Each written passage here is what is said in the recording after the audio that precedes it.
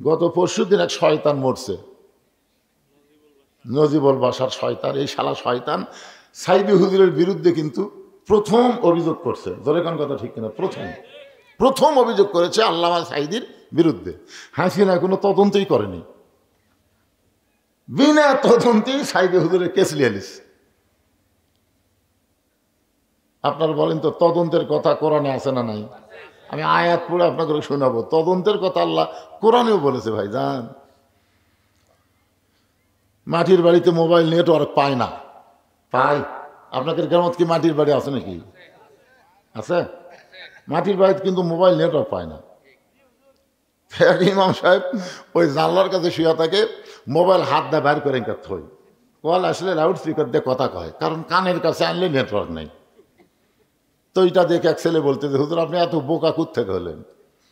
আপনি 400 টাকাতে একটা মোবাইল অ্যান্টিনা কিনে বাঁশের মাথাতে অ্যান্টিনা ঝুলে দেয়, সেখান থেকে তার না মোবাইলের মধ্যে ঢুকে দেন, আপনি যেটি থাকবেন সেটি নেটওয়ার্ক। তো যুবকের কথা মতো ইমাম সাহেব একটা অ্যান্টিনা কিনে বাঁশের মাথার দিয়ে মোবাইলের পিছনে লেখা দিয়েছে। ওরা এক তেলতলা গোয়েন্দার দেখে বলতেছে হুজুর আবার টিভিও কিনছে। তেলতলা গোয়েন্দার ওটা দেখেই আরে হুজুর আবার টিভিও কিনছে। ওটা কিসের অ্যান্টিনা শালা তেলতলা জানি না, ওই কোনোদিনও মসজিদে যায় না, সেই দিন গেছে। যা বলতেছে নামাজ পড়া কি হবে, নামাজ পড়া কি হবে? সবাই বলতেছে তুই তো নামাজই পড়িস না। এই জন্যই তো পড়ি না। তোমরা যার পাশে নামাজ পড়ো সেই হুজুরদের টিভি দেখে, তোমরা জানো? আমি নিজের চোখে দেখে আসলাম, টিভি দেখতেছে। সব মুসল্লি কয় নাউজুবিল্লাহ নাউজুবিল্লাহ। সকলের বাড়িতে ডিশ অ্যান্টেনা আছে, নাউজুবিল্লাহ নাই, কিন্তু হুজুরের বাড়িতে টিভি, নাউজুবিল্লাহ। মানে সবাই চায় হুজুর ভালো হোক, আমরা যা হই তাই। মসজিদের ইমামকে নিয়োগ দেওয়ার জন্য আপনার বহু কিছু দেখেন। ইমামের বইয়ের পর্দা আছে কিনা, ইমাম ঠিক মতো চলাফেরা করে কিনা, ইমামের দাড়ি ঠিক আছে কিনা, টুপি মাথা ঠিক মতো দেয় কিনা। একটা সামান্য মসজিদের নেতার জন্য যদি এত কিছু আপনারা দেখেন, তাহলে সমাজের এমপি যাকে বানাবেন তাকে দেখার দরকার আছে না নাই? জোরে কোন আছে না নাই? তেলতেলার এসে কই ভোট দাও, তেলতেলা।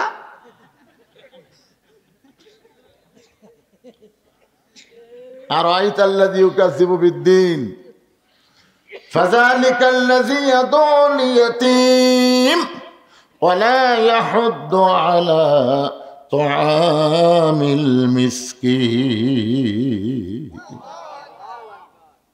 সব মুসল্লি সিদ্ধান্ত লিছে আজকে হুজুরক বাদ দেবো। তেলতেলার কথা শুনে সিদ্ধান্ত লিছে হুজুরক বাদ দেবো। হুজুর মসজিদের মধ্যে ঢুকতেছে, ডান পাও দিয়া, জোরে কোন কি পাও দিয়া, আল্লাহুম্মা আফতাহ লি কয়নি, কেবল বলতেছে আল্লাহুম্মা আফতাহ। সমস্ত মুসল্লি বলতেছে না। হুজুর কয় কি হলো? তুমি টিভি কিনা টিভি দেখো আর তোমার পাশে হলে নামাজ পড়বো? ইমাম কয় বারে আমি টিভি তো কিনিনি, দেখবো কেমনে? তেলতেলা বলতেছে হুজুর তাহলে বাঁশের মাথাত কি দেখলাম? তখন বলতেছে ওটা তো মোবাইল অ্যান্টিনা। তখন সব মুসলিমকে কে রে তুই কি দেখলি আর কি করলি? মনে করছিলাম। ভাই মনে করার উপর অভিযোগ করছে, আর তদন্ত না করে ইমাম বাদ। চিন্তা করছেন? আল্লাহ রাসূল বলেন ওসমান তুমি অভিযোগ করলি, তোমার অভিযোগকে গ্রহণ করতে পারলাম না, তদন্ত করতে হবে। 3 নম্বর জান্নাতি 7 নম্বরের বিরুদ্ধে অভিযোগ করেছে। আল্লাহ নবী বললেন তদন্ত না করে কিছু করব না। আল্লাহ নবী দাঁড়িয়ে গেলেন, তদন্ত করার জন্য নবী দাঁড়িয়ে গেলেন, আর কোনো আলোচনা করলেন না। ফজরের পরে যে আলোচনা করেন, নবী আলোচনা বন্ধ করে দিয়ে তদন্তের জন্য দাঁড়িয়ে গেলেন। নবী যখন মসজিদ থেকে বের হচ্ছেন, প্রত্যেকটা সাহাবী নবীর দিকে তাকায় আছে। আল্লাহর নবী বললেন আমি তদন্তের জন্য রওনা দিলাম, তোমরা কি আমার সঙ্গে যাওয়ার চাও? সাহাবীরা বললেন ইয়া রাসূলুল্লাহ যদি আপনি অনুমতি দেন আমাদের কোনো আপত্তি নাই। তার মানে নবী বুঝালেন যে একজন তদন্ত, একদলীয় তদন্ত না করে সর্বদলীয় তদন্ত করা দরকার। জোরে কোন ঠিক কিনা? আপনারা বলেন তো বাংলাদেশে যারা যুদ্ধাপরাধী যাদেরকে অন্যায়ভাবে ফাঁসি দেওয়া হলো হাসিনার সময়, এই মানুষগুলা কি খারাপ ছিল না ভালো ছিল? এক বাক্যে বলেন তো, ভালো না খারাপ? কে তদন্ত করছে? এক দলীয় তদন্ত করছে ভাই। তদন্ত করে ভালো মানুষগুলোকে ফাঁসির কাস্টে ঝুলাই দিল। আল্লাহ নবী বললেন, তোমরা যদি চাও তাহলে আমার সঙ্গে তদন্তে অংশগ্রহণ করতে পারো। নবী আমার সামনে সামনে, প্রত্যেকটা সাহাবী পিছনে পিছনে রওনা দিলেন। কারণ নবী যখন সামনে চলবে, নবীর সামনে কেউ যাবার পারবে। কোরআনে আল্লাহ বলেছেন, আমার নবী যখন কথা বলবে, নবীর মুখের ওপর কেউ কথা বলতে পারবে না। নবী যখন রাস্তা চলবে, নবীর সামনে কেউ রাস্তা চলবে না। বর্তমানে বাংলাদেশে কোনো নবী নাই, কোনো আলেম ওলামা যদি আপনারা দেখেন রাস্তায় চলতেছে, যদি আপনি সামনে চলেন, আলেমকে দেখার সঙ্গে সঙ্গে যদি মনে করেন এখন তো আর নবী নাই, আল ওলামা ওয়ারাসাতুল আম্বিয়া, আলেমরা হলো নবীদের ওয়ারিস, আমি হুজুরের সামনে যাব না, দরকার হলে হুজুরের পিছনে পিছনে যাব। রাসূল বলে, একটা আলেমকে সম্মান করে আলেমের পিছনে যদি 2টা কদম তুমি হাঁটতে পারো, আল্লাহ খুশি হয়ে তোমাকে 2টা জান্নাতের মালিক করে দিবে। ইন্নামা ইয়াখশাল্লাহ মিন ইবাদিহিল উলামা। আল্লাহ কোরআনে বলেছেন, বান্দা সমূহের মধ্যে আলেম বান্দারাই সবচাইতে আল্লাহকে বেশি ভয় করে। নবীও আলেমদের পক্ষে, আল্লাহ আলেমদের পক্ষে। খালি হাসিনা মুদির কথা শুনে আলেমদেরকে যে হারে নির্যাতন করছে, হারে আল্লামা সাইদি হুজুর কিন্তু বাঁচাই থাকতো ইনশাল্লাহ। আপনারা দেখেননি যেদিন তাকে জেল থেকে হাসপাতাল নিয়ে, সেদিন যে একটা হাসি দিয়েছে, আমার মোবাইলে ভিডিও করে রাখছে, ওটা আমি লোড করে রাখছি। এ হাসি দেখলে মনে হয় একটা জান্নাতি হাসি, জোরে কোন কথা ঠিক কিনা? এইরকম হাসি দিয়ে যে লোকটাকে নিয়ে গেল।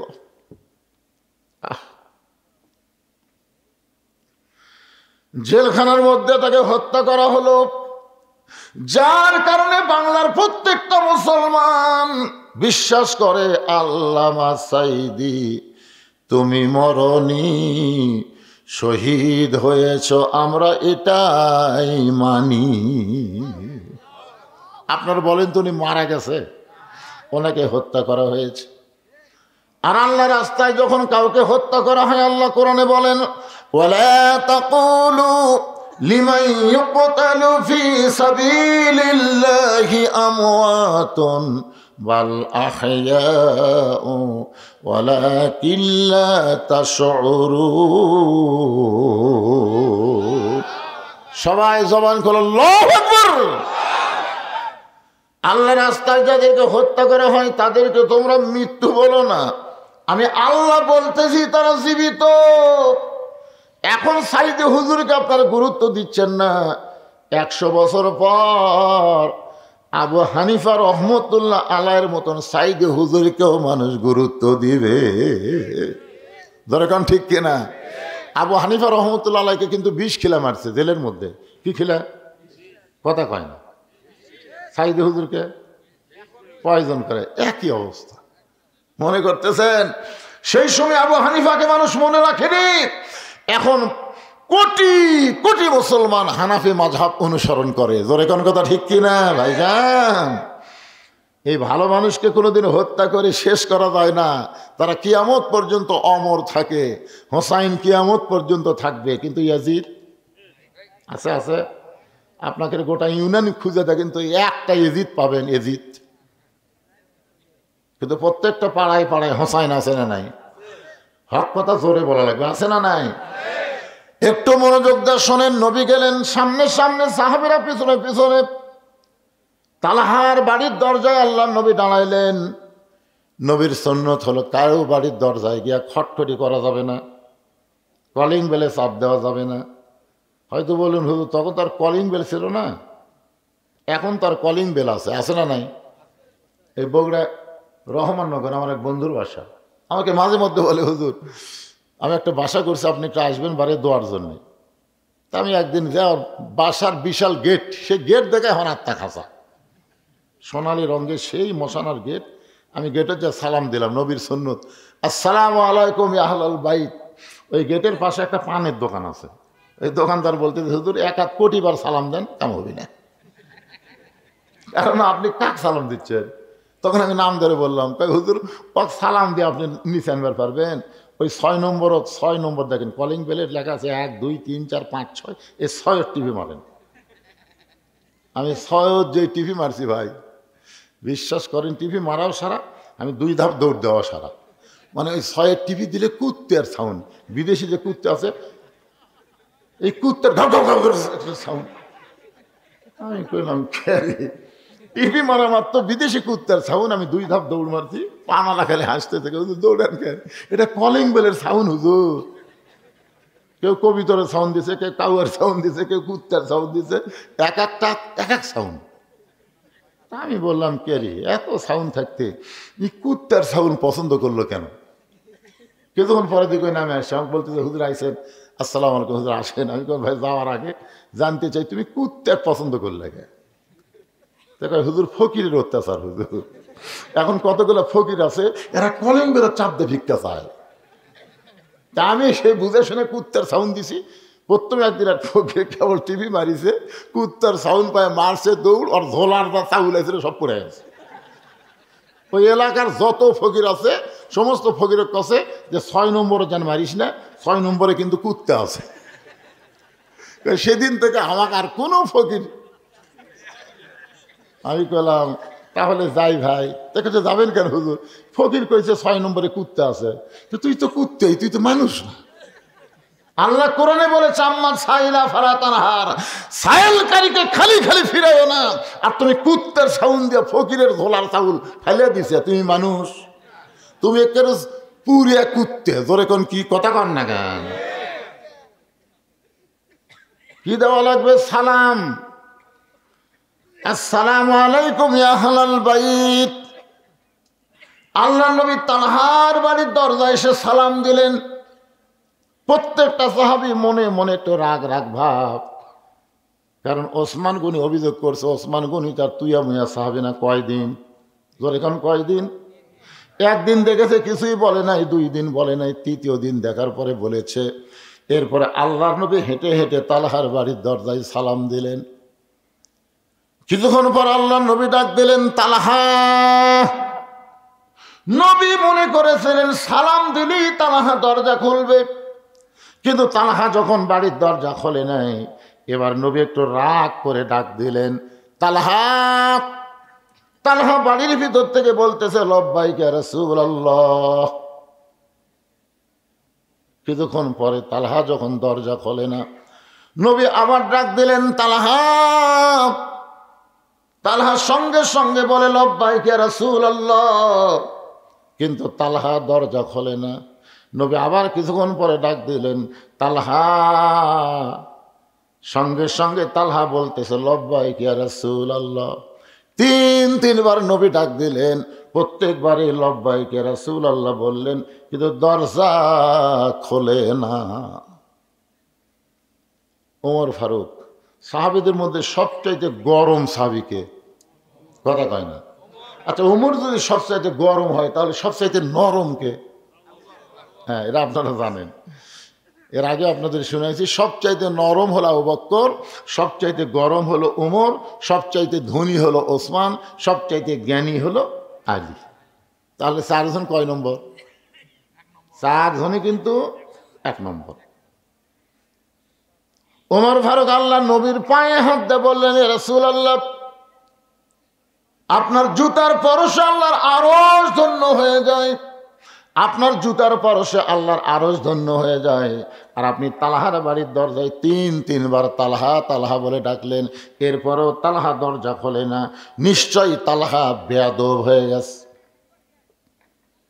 আপনার বলেন তো, ওমর ফারুক কথার কি মিথ্যা কইছে? হ্যাঁ করেন বারে মিথ্যা। কি কথা কইছে? যে আপনার জুতার পরশে আল্লাহর আরশ কি হয়েছে? যেখান থেকে 70,000 পর্দা, ফেরেশতা জিবরাইলকে আল্লাহ যেখানে ব্রেক করে দিলেন, জিবরাইল আর এক ধাপ সামনে আসলে তোমার অস্তিত্ব পুড়ে হবে ছাই। এখান থেকে নবী একলা আসবে, নবীর সঙ্গে আর কেউ আসতে পারবে না। নূরের পর্দার মধ্যে আল্লাহ নবী যখন ঢুকতেছে, এমন সময় জিবরাইল বলে, ইয়া রাসূলুল্লাহ, যেই জায়গার মধ্যে আমি জিবরাইলকে আল্লাহ অ্যালাউ করলো না, আপনি সেই জায়গায় যাচ্ছেন। আপনি জমজমের কূপের পানি দিয়ে ওযু করার সময় আপনার পায়ে যে জুতা জোড়া আছে, এই জুতা কি আপনি পায়ে দিয়েই যাবেন না জুতা খুলবেন? নবী বলতেছে, জিবরাইল ভাই, আল্লাহর সঙ্গে মেরাজ করতে এসে আমার জুতা খোলার কথা মনেই নাই। তুমি যখন মনে করে দিলে, উপর হয়ে নবী যখন পায়ের জুতা খুলতে যাবেন, এমন সময় আরশ থেকে আওয়াজ আসলো, নবী গো, তারাত গেড়ে হাওয়া পাগলা চেনেন? তারাত গেড়ে হাওয়া পাগলা নাম শুনছেন? শুনছেন? হাজার হাজার মানুষ খাওয়া দাওয়া করতেছে, হাজার হাজার, মানে 4-5টা গরু জব করে সেই হারে খাওয়া। ওই পাগলা সাইড দিয়ে যাচ্ছে আর বলতেছে, মানুষ নাই রে, মানুষ নাই রে, মানুষ নাই, মানুষ নাই রে, মানুষ নাই রে। তো সবাই খাচ্ছে আর বলতেছে, পাগলে কিনা খায়, ছাগলে কিনা খায়। ওই পাগলার কথা গুরুত্বই দেয়নি। কিন্তু একজন লোক চিন্তা করছে, মানুষ নাই তাহলে আমি কি? ওই আবার পাগলার কথা ধরিছে। পাগলার কথা কি করছে? ধরলেই তো বিপদ। আমি বদরুল রশিদ কোরআন হাদিস থেকে পাগলের মতন যা বলে যাই, ধরলেই কিন্তু বিপদ। জোরে কোন ঠিক কিনা? সেদিন একটু ধরছিল না? তো এখন এক লোক খাওয়া দাওয়া বাদ দিয়ে দৌড় মারছে। যে পাগলা বলতেছে, কে ভাই, তুই যে কইলি মানুষ নাই মানুষ নাই, তাহলে এরা কে? হাজার হাজার খাওয়া দাওয়া করতেছি, এরা কি মানুষ না? বলে, আমি পাগল মানুষ, আমি কখন কি কই? তাহলে তুই বলে দেখ মানুষ নাই মানুষ নাই, পিটন খাই মরবো। কেন? আমি তো বলবার পারবোই না। তো আমি পাগলা, তো আমি কইছি, তুই আবার উঠে আসছিস কেন? না, এই কথার মারিফত আমার জানা লাগবে। তো জানবার যদি চাস তাহলে সাইডে চ। তো সাইডে যায়, এরকম বাম হাত আলোক করছে, এখন দেখ। তো তাকায় দেখে সবগুলাই শিয়াল কুত্তে, 15-20 জন মানুষ। তো ভাই কি দেখলাম?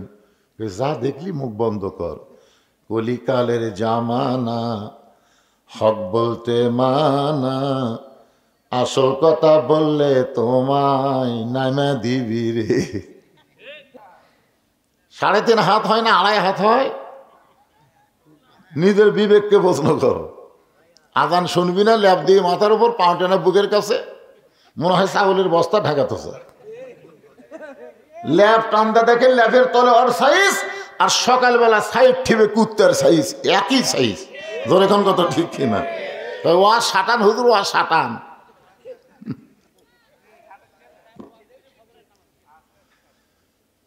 তো এখন আল্লাহ নবী 2 ওয়াক্ত নামাজের সালাম ফেরায়, সাহাবীর দিকে মুখ ঘুরাই।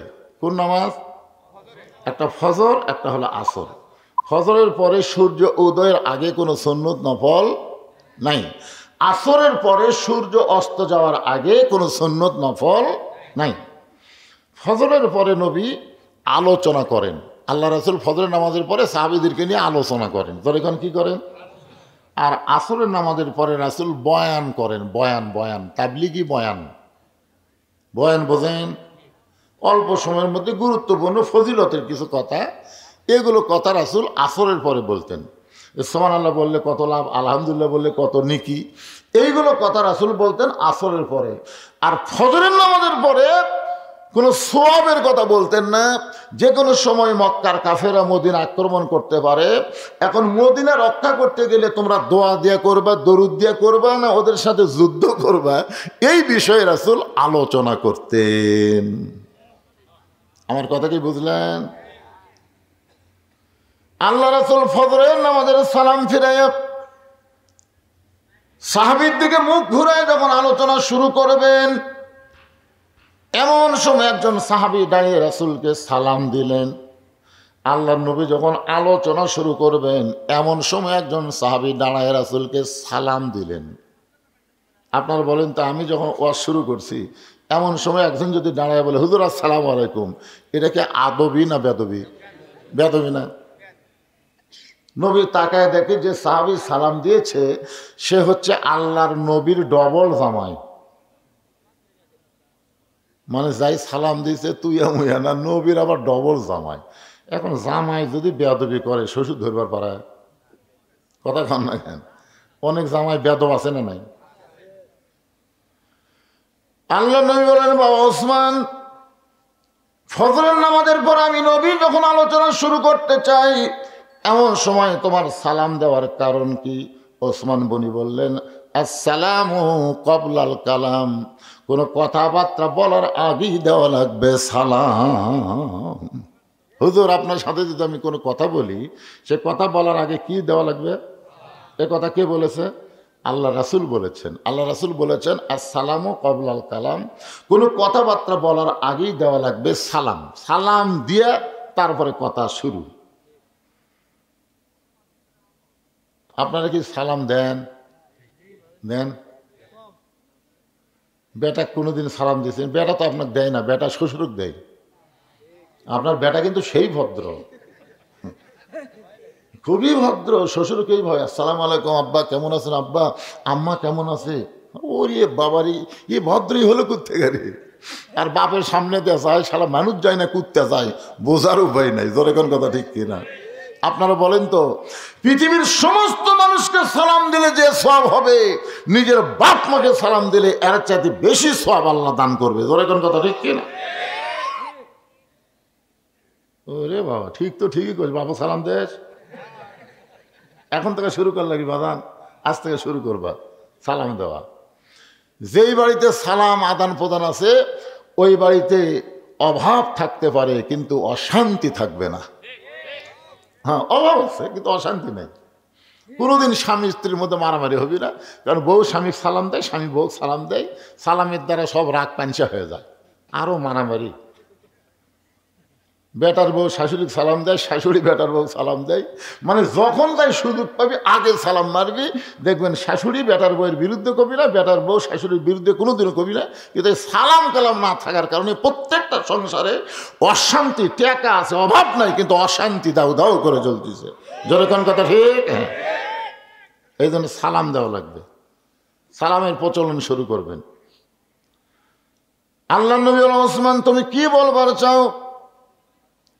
ওসমান গনি বলতেছে, রাসূলুল্লাহ, একদিন দেখেছি আমি বলি নাই, দ্বিতীয় দিন দেখেছি আমি বলি নাই, কিন্তু আজকে তৃতীয় দিন দেখতে পাইলাম আপনি যখন নামাজের সালাম ফেরান, সঙ্গে সঙ্গে আপনার একজন সাহাবী, নাম হলো তালহা, বাড়ির দিকে দৌড় দেয়।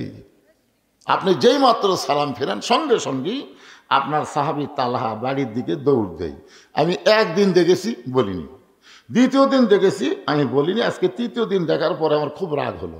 কিন্তু আল্লাহর নবী এত সুন্দর আলোচনা করে, আর সে আলোচনা না শুনে ওই বাড়ির দিকে দৌড় দেয়। কতগুলো ছেলে দেখবেন জুমার দিনে সবার শেষে এসে আগে যায়, আছে না নাই? আপনার কন্ত জুমার দিনে কেন নামাজে আগে আসতে হবে? আল্লাহ যে বললেন, ইজানু দিয়ালি সলাতি মিয়াউমিল জুমআ ফাসাউ ইলা যিকরিল্লাহ। জুমার নামাজের আজান দেওয়ার সঙ্গে সঙ্গে জোরে জোরে মসজিদে আসতে হবে।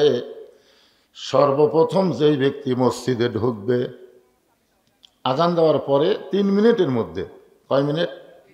3 মিনিটের মধ্যে যারা মসজিদে ঢুকবে জুমার দিন, আল্লাহ তার আমল নামায় একটা উট কুরবানি সব দিবি। খালি সুবহানাল্লাহ করলে হবে না, ঢোকা লাগবে। 5 মিনিটের মধ্যে যারা মসজিদে ঢুকবে, আল্লাহ তাদের আমল নামে একটা গরু কুরবানি সব দিবে।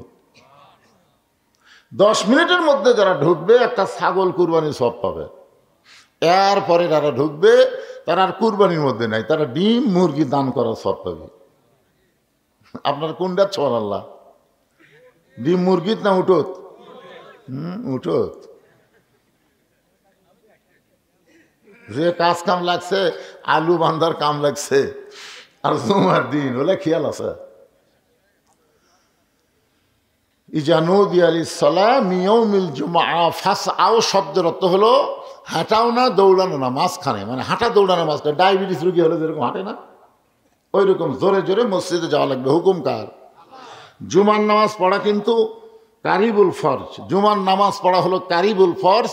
ফরজের নিকটবর্তী কিন্তু ফরজ না। আর আজান দেওয়ার সঙ্গে সঙ্গে মসজিদ যাওয়া হলো ফরজ। কারণ এটা কার কথা? নবীর কথা না আল্লাহর কথা? তো আল্লাহর কথা মানা কি? তাহলে জুমার নামাজের আজান দেওয়ার সাথে সাথে মসজিদে যাওয়া কি? আপনারা যান? কথা কয় না রে বাবা। আচ্ছা, কি জন্য কোন তো যে জুমার নামাজের আজান দেওয়ার সাথে সাথে মসজিদে যাওয়া ফরজ কেন?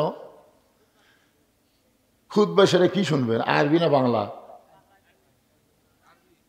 কিসের আরবি? বোঝেন আরবি? আরবি শুনবি? বাংলায় যে বক্তব্য দিবে যে হাসিনার পতন হলো, বাংলাদেশ স্বাধীন হলো, সিরিয়ারা আবুল বাশার পলায় গেল, সিরিয়া স্বাধীন হলো, মিশর অতি সত্তর স্বাধীন হবে, ফিলিস্তিন আল্লাহ বাংলাদেশ, ফিলিস্তিন আল্লাহ মুসলমানকে দিয়ে দিবে। ধরে কান সুবহানাল্লাহ। এই গুরুত্বপূর্ণ বিষয়ের উপরে ইমাম বক্তব্য দিবে, শ্রোতারা শুনবে আর সাইজ হবে। কি হবে? ভারত যতই চেষ্টা করুক বাংলাদেশের কোনো ক্ষতি করতে পারবে না। যদি কিছু করবার আসে তাহলে মুসলমানের করণীয় কি, এই বিষয়ের উপরে জুমার দিনে ইমাম সাহেব বক্তব্য দিবে। যদি ইমাম না দেয় সেটা ভিন্ন কথা, কিন্তু বর্তমান প্রেক্ষাপটকে নিয়ে অবশ্যই প্রতি জুম্মায় ইমামকে বক্তব্য দেওয়া লাগবে। জনগণ ঠিক কিনা বলেন? ওসমান গনি বললেন, ইয়া রাসূলুল্লাহ,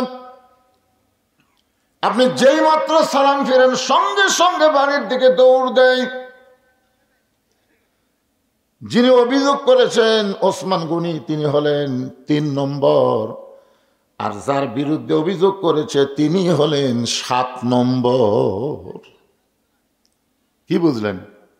যিনি অভিযোগ করেছে ওসমান গনি তিনি কয় নম্বর? কিসের ৩ নম্বর? জান্নাতের ৩ নম্বর। আবু বকর, ওমর, ওসমান কয় নম্বর? আর যার বিরুদ্ধে অভিযোগ করছে তিনি কয় নম্বর? আবু বকর, ওমর, ওসমান, আলী, আব্দুর রহমান ইবনে আওফ, জুবাইর, তালহা। এ কয় নম্বর? ৭ নম্বর। মানে ২ জনই আশারে মুবাশশারা। ২ জনকেই আল্লাহ দুনিয়াতে জান্নাতের সার্টিফিকেট দিয়েছে। এই দুনিয়াতে কয়জনকে দিছে? ১০ জনকে। তার মধ্যে যিনি অভিযোগ করেছে তিনি হলেন ৩ নম্বর, যার বিরুদ্ধে করেছে তিনি হলেন ৭ নম্বর। আল্লাহ নবী কিছুক্ষণ মাথা নিচু করে থাকলেন, তারপরে বললেন, ওসমান, তুমি শুধু অভিযোগ করলেই হবে না, অভিযোগকে তদন্ত করে দেখা লাগবে। দেখছেন, ৩ নম্বর জান্নাতি অভিযোগ করছে, তারপরে রাসূল বলতেছে খালি তুমি অভিযোগ করলেই হবে না, তোমার অভিযোগকে তদন্ত করা লাগবে। আর আমাদের বাংলাদেশে গত পরশুদিন এক শয়তান মরছে, নজিবুল বাশার শয়তান। এই শালা শয়তান সাইদি হুজুরের বিরুদ্ধে কিন্তু প্রথম অভিযোগ করছে। ধরে কোন কথা ঠিক কিনা? প্রথম অভিযোগ করেছে আল্লামা সাইদির বিরুদ্ধে। হাসিনা কোনো তদন্তই করেনি, বিনা তদন্তেই সাইদি হুজুরের কেস লিয়ে নিছে। আপনারা বলেন তো, তদন্তের কথা কোরআনে আছে না নাই? আমি আয়াত পড়ে আপনাকে শোনাবো। তদন্তের কথা আল্লাহ কোরআনেও বলেছে। ভাই যান, মাটির বাড়িতে মোবাইল নেটওয়ার্ক পায় না। পায়? আপনাদের গ্রামত কি মাটির বাড়ি আছে নাকি? আছে? মাটির বাড়িতে কিন্তু মোবাইল নেটওয়ার্ক পায় না।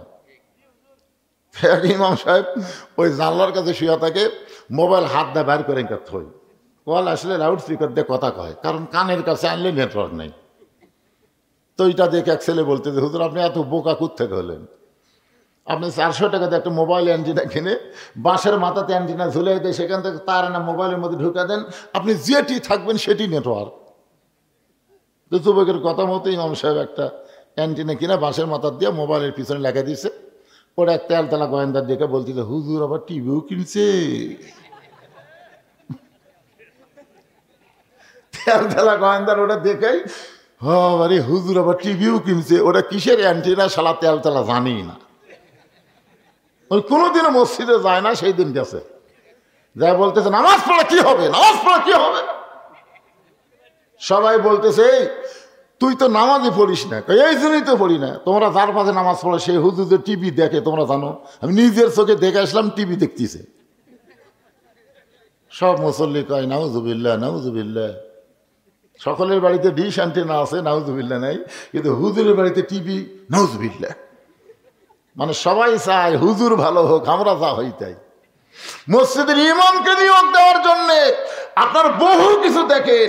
ইমামের বইয়ের পর্দা আছে কিনা, ইমাম ঠিক মতো চলাফেরা করে কিনা, ইমামের দাড়ি ঠিক আছে কিনা, টুপি মাথা ঠিক মতো দেয় কিনা। একটা সামান্য মসজিদের নেতার জন্য যদি এত কিছু আপনারা দেখেন, তাহলে সমাজের এমপি যাকে বানাবেন তাকে দেখার দরকার আছে না নাই? জোরে কোন আছে না নাই?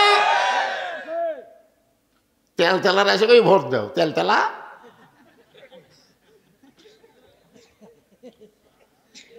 আর আইতাল্লাযী ইউকাযযিবু বিদ্দীন ফাযালিকাল্লাযী ইয়াদুল ইয়াতীম ওয়া লা ইয়াহুদ্দু আলা তুআমিল মিসকিন।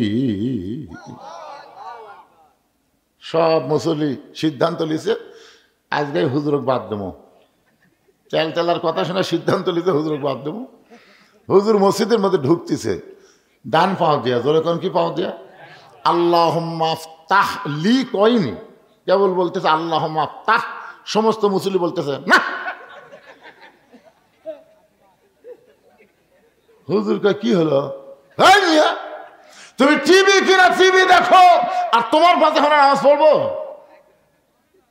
ইমাম কয় বারে আমি টিভি তো কিনিনি, দেখবো কেমনে? তেল তেলা বলতেছে হুজুর তাহলে বাঁশের মাথাত কি দেখলাম? তখন বলতেছে ওটা তো মোবাইল অ্যান্টিনা। তখন সব মুসলিমকে কে রে তুই কি দেখলি আর কি করলি? মনে করছিলাম ভাই। মনে করার পর অভিযোগ করছে আর তদন্ত না করে ইমাম বাদ। চিন্তা করছেন? আল্লাহ রাসূল বলেন ওসমান তুমি অভিযোগ করলি, তোমার অভিযোগকে গ্রহণ করতে পারলাম না, তদন্ত করতে হবে। 3 নম্বর জান্নাতি 7 নম্বরের বিরুদ্ধে অভিযোগ করেছে। আল্লাহ নবী বললেন তদন্ত না করে কিছু করব না। আল্লাহ নবী দাঁড়িয়ে গেলেন, তদন্ত করার জন্য নবী দাঁড়িয়ে গেলেন, আর কোনো আলোচনা করলেন না। ফজরের পরে যে আলোচনা করেন, নবী আলোচনা বন্ধ করে দিয়ে তদন্তের জন্য দাঁড়িয়ে গেলেন।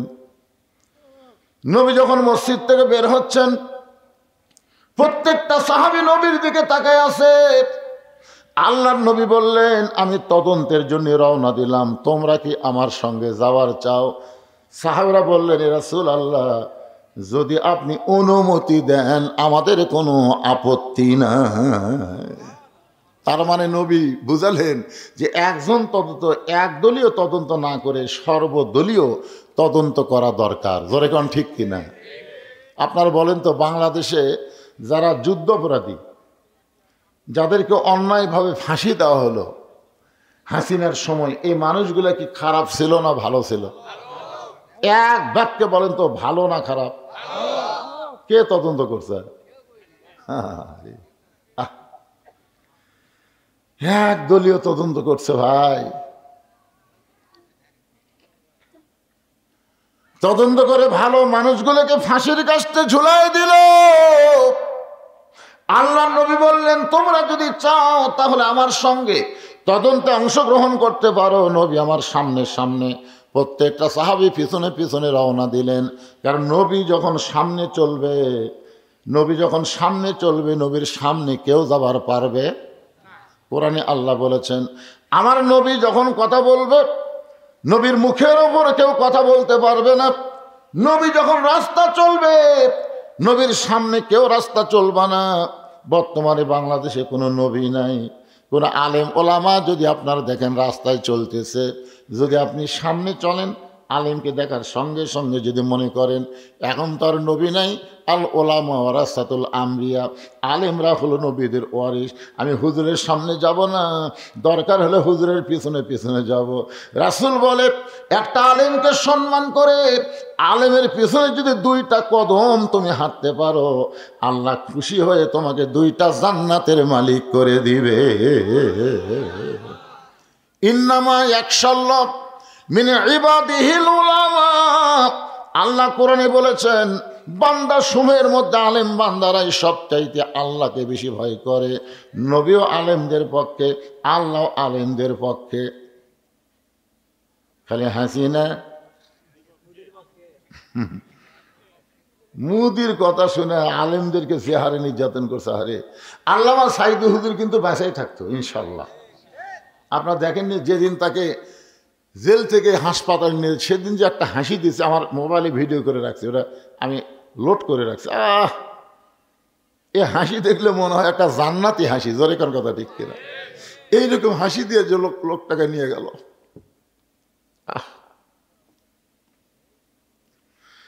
জেলখানার মধ্যে তাকে হত্যা করা হলো, যার কারণে বাংলার প্রত্যেকটা মুসলমান বিশ্বাস করে আল্লামা সাইদি তুমি মরনি, শহীদ হয়েছ, আমরা এটাই মানি। আপনারা বলেন তো উনি মারা গেছে, ওনাকে হত্যা করা হয়েছে। আর আল্লাহ রাস্তায় যখন কাউকে হত্যা করা হয়, আল্লাহ কোরআনে বলেন ওয়ালা তাকুলু লিমান ইউকতালু ফি সাবিলিল্লাহি আমওয়াতুন বাল আহইয়াউ ওয়ালাকিন লা তাশউরুন। সবাই জবান খুলে আল্লাহু আকবার। আল্লাহ রাস্তায় যাদেরকে হত্যা করা হয় তাদেরকে তোমরা মৃত্যু বলো না, আমি আল্লাহ বলতেছি তারা জীবিত। এখন সাইদি হুজুরকে আপনারা গুরুত্ব দিচ্ছেন না, 100 বছর পর আবু হানিফা রহমতুল্লাহ আলাইয়ের মতন সাইদি হুজুরকেও মানুষ গুরুত্ব দিবে। দরকার ঠিক কিনা? আবু হানিফা রহমতুল্লাহ আলাইকে কিন্তু 20 খিলা মারছে জেলের মধ্যে। কি খিলা? কথা কয় না। সাইদি হুজুরকে পয়জন করে, একই অবস্থা। মনে করতেছেন সেই সময় আবু হানিফাকে মানুষ মনে রাখেনি। এখন কোটি কোটি মুসলমান হানাফি মাযহাব অনুসরণ করে। জোরে কোন কথা ঠিক কিনা ভাইজান? এই ভালো মানুষকে কোনোদিন হত্যা করে শেষ করা যায় না। তারা কিয়ামত পর্যন্ত অমর থাকে। হোসাইন কিয়ামত পর্যন্ত থাকবে, কিন্তু ইয়াজিদ আছে আছে। আপনাকে গোটা ইউনিয়ন খুঁজে দেখেন তো একটা এজিদ পাবেন, এজিদ। কিন্তু প্রত্যেকটা পাড়ায় পাড়ায় হোসাইন আছে না নাই? হক কথা জোরে বলা লাগবে, আছে না নাই? একটু মনোযোগ দিয়ে শোনেন। নবী গেলেন সামনে সামনে, সাহাবীরা পিছনে পিছনে। তালহার বাড়ির দরজায় আল্লাহ নবী দাঁড়াইলেন। নবীর সুন্নত হলো কারো বাড়ির দরজায় গিয়া খটখটি করা যাবে না, কলিং বেলে চাপ দেওয়া যাবে না। হয়তো বলুন হুজুর তখন তার কলিং বেল ছিল না, এখন তার কলিং বেল আছে, আছে না নাই? এই বগুড়া রহমাননগর আমার এক বন্ধুর বাসা। আমাকে মাঝে মধ্যে বলে হুজুর আমি একটা বাসা করছি, আপনি একটু আসবেন বাড়ি দোয়ার জন্যে। তা আমি একদিন যাই, বাসার বিশাল গেট, সেই গেট দেখে এখন আত্মা খাঁচা, সোনালি রঙের সেই মশানার গেট। আমি গেটের যা সালাম দিলাম, নবীর সুন্নত আসসালামু আলাইকুম ইয়া আহলাল বাইত। ওই গেটের পাশে একটা পানের দোকান আছে। এই দোকানদার বলতে হুজুর 1 কোটি বার সালাম দেন, কাম হবি না, কারণ আপনি কাক সালাম দিচ্ছেন। তখন আমি নাম ধরে বললাম, তাই হুজুর ওক সালাম দিয়ে আপনি নিচে আনবার পারবেন। ওই 6 নম্বর দেখেন কলিং বেলের লেখা আছে 1 2 3 4 5 6, এই 6 টিভি মারেন। আমি 6 যে টিভি মারছি ভাই, বিশ্বাস করেন টিভি মারাও সারা, আমি 2 ধাপ দৌড় দেওয়া সারা। মানে ওই 6 টিভি দিলে কুত্তের সাউন্ড, বিদেশি যে কুত্তে আছে এই কুত্তের ঘাপ ঘাপ ঘাপ সাউন্ড। আমি কইলাম টিভি মারা মাত্র বিদেশি কুত্তার সাউন্ড, আমি 2 ধাপ দৌড় মারছি। পানালা খেলে হাসতে থেকে হুজুর দৌড়ান কেন? এটা কলিং বেলের সাউন্ড হুজুর। কেউ কবিতরের সাউন্ড দিছে, কেউ কাউয়ার সাউন্ড দিছে, কেউ কুত্তার সাউন্ড দিছে, এক এক সাউন্ড। আমি বললাম কে রে এত সাউন্ড থাকতে এই কুত্তার সাউন্ড পছন্দ করলো কেন? কিছুক্ষণ পরে দিকে নামে আসছে, আমাকে বলতে হুজুর আইসেন, আসসালামু আলাইকুম হুজুর আসেন। আমি ভাই যাওয়ার আগে জানতে চাই তুমি কুত্তার পছন্দ করলে কে? হুজুর ফকিরের অত্যাচার হুজুর। এখন কতগুলো ফকির আছে এরা কলিং বেলের চাপ দিয়ে ভিক্ষা চায়। তা আমি সেই বুঝে শুনে কুত্তার সাউন্ড দিছি। প্রথমে একদিন এক ফকির কেবল টিভি মারিছে, কুত্তার সাউন্ড পায় মারছে দৌড়, আর ঝোলার যা চাউল আছে সব পড়ে গেছে। ওই এলাকার যত ফকির আছে সমস্ত ফকিরের কাছে যে 6 নম্বরে যেন মারিস না, 6 নম্বরে কিন্তু কুত্তা আছে। সেদিন থেকে আমাকে আর কোনো ফকির, আমি কইলাম তাহলে যাই ভাই। দেখেছো যাবেন কেন হুজুর? ফকির কইছে 6 নম্বরে কুত্তে আছে। তো তুই তো কুত্তেই, তুই তো মানুষ না। আল্লাহ কোরআনে বলেছে আম্মা সাইলা ফালা তানহার, সাইলকারীকে খালি খালি ফিরাইও না। আর তুমি কুত্তের সাউন্ড দিয়ে ফকিরের ঝোলার চাউল ফেলে দিছে। তুমি মানুষ, তুমি একেবারে পুরিয়া কুত্তে। জোরে কোন কি কথা কন না কেন? কি দেওয়া লাগবে? সালাম। আসসালামু আলাইকুম ইয়া আহলাল বাইত। আল্লাহ নবী তালহার বাড়ির দরজায় এসে সালাম দিলেন। প্রত্যেকটা সাহাবী মনে মনে একটু রাগ রাগ ভাব, কারণ ওসমান গনি অভিযোগ করছে ওসমান গনি তার তুইয়া মুইয়া সাহাবী না। কয়দিন? জোরে কোন কয়দিন? একদিন দেখেছে কিছুই বলে নাই, 2 দিন বলে নাই, 3য় দিন দেখার পরে বলেছে। এরপরে আল্লাহর নবী হেঁটে হেঁটে তালহার বাড়ির দরজায় সালাম দিলেন। কিছুক্ষণ পর আল্লাহর নবী ডাক দিলেন, তালহা।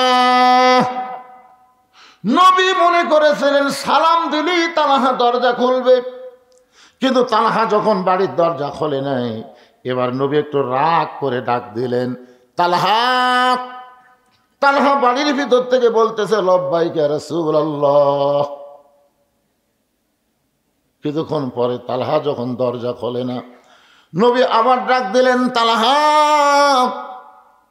তালহা সঙ্গে সঙ্গে বলে লব্বাইক ইয়া রাসূলুল্লাহ, কিন্তু তালহা দরজা খোলে না। নবী আবার কিছুক্ষণ পরে ডাক দিলেন, তালহা। সঙ্গে সঙ্গে তালহা বলতেছে লব্বাইক ইয়া রাসূলুল্লাহ। 3বার নবী ডাক দিলেন, প্রত্যেকবারই লব্বাইক ইয়া রাসূলুল্লাহ বললেন, কিন্তু দরজা খোলে না। ওমর ফারুক সাহাবীদের মধ্যে সবচাইতে গরম সাহাবীকে? কথা কয় না। আচ্ছা, ওমর যদি সবচাইতে গরম হয় তাহলে সবচাইতে নরম কে? হ্যাঁ, এটা আপনারা জানেন। এর আগে আপনাদের শুনেছি সবচাইতে নরম হলো আবু বকর, সবচাইতে গরম হলো ওমর, সবচাইতে ধনী হলো ওসমান, সবচাইতে জ্ঞানী হলো আলী। তাহলে 4 জন কয় নম্বর? 4 জনই কিন্তু 1 নম্বর। ওমর ফারুক আল্লাহ নবীর পায়ে হাত দিয়ে বললেন, ইয়া রাসূলুল্লাহ, আপনার জুতার পরশে আল্লাহর আরশ ধন্য হয়ে যায়।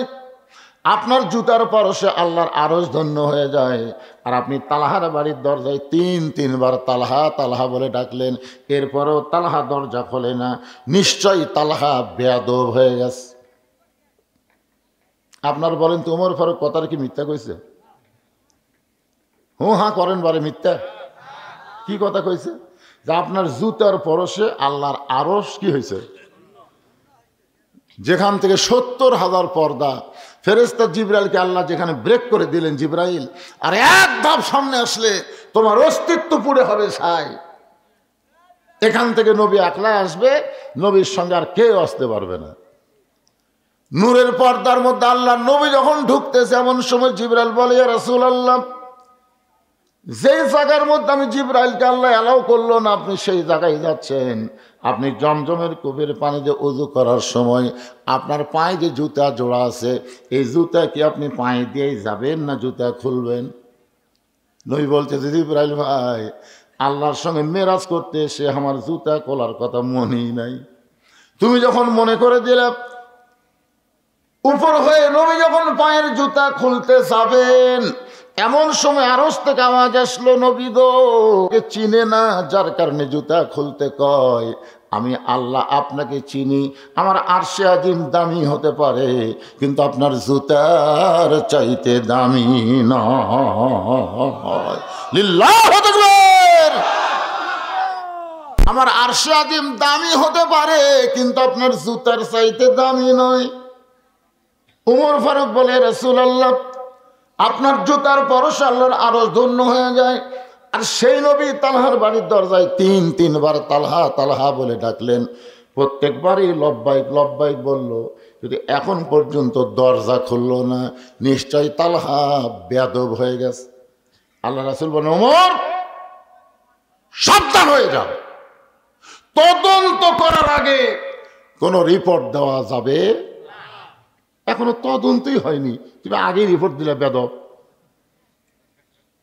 আমি নবী আইছি তদন্ত করতে, তোমাকে সাথে আনছি রিপোর্ট দেওয়ার জন্য না। চিন্তা করছেন? ওমর হলো কয় নম্বর? কথা কয় না কেন? কয় নম্বর? জান্নাতের দিক দিয়ে কয় নম্বর? 1 নম্বর আবু বকর, 2 নম্বর ওমর। সে ওমরকে রাসূল বলতেছে, ওমর মুখ সাবধান করে কথা বলবে, তদন্ত করার আগে কোনো রিপোর্ট দেওয়া জায়েজ নেই। হযরত ওমর যেমন ছিলেন গরম, তেমন ছিলেন নরম। ওমর ফারুকের জীবনী পড়ে দেখবেন, তার মতন গরম মানুষ কেউ ছিল না, আবার তার মতন নরম মানুষ কেউ ছিল না। এতই নরম, বুঝলেন? গভীর রাত্রে মদিনার অলিগুলি ঘুরতেছে, দেখে একটা তাঁবুর মধ্যে থেকে একটা পুরুষ বাহিরে বাইরে হয়ে খালি দৌড়াদৌড়ি করতেছে। ওমর ফারুক লোকটার সামনে রাতের বেলা গিয়ে সালাম দিয়ে বলে, আসসালামু আলাইকুম ভাই, কেমন আছেন ভাই? লোকটা সালামের উত্তর দেয় না। ওমর ফারুক আবার আসসালামু আলাইকুম ভাই, কেমন আছেন ভাই? লোকটা সালামের উত্তর দেয় না। যে ওমর রাস্তাতে গেলে শয়তান কয়দিন যায় না। ওমর ফারুক তৃতীয়বার যখন সালাম দিচ্ছে, আসসালাম, এই মিয়া খালি সালাম দেশ, এই সালামের অর্থ তুই বুঝিস? ওমর ফারুক কে রে ভাই, সালামের অর্থ মানে আল্লাহ তোমার উপর শান্তি বর্ষিত করুক। তুই জানিস তাঁবুর মধ্যে কি হচ্ছে জানিস? আমার বাড়ি হলো অমুক জায়গাত, আমি গভীর রাত্রে আমার গর্ভবতী বউ নিয়ে অমুক জায়গায় যাচ্ছি, এই মাঝ রাস্তাতে আমার বইয়ের যে পেটের ব্যথা উঠছে, ওই তাঁবুর মধ্যে খালি ও মারে বাবা রেখে কান দিচ্ছে, আর আমি বেড়া ঘুরতেছি, কি অশান্তি আমার, আর এই খালি সালাম মারতেছে।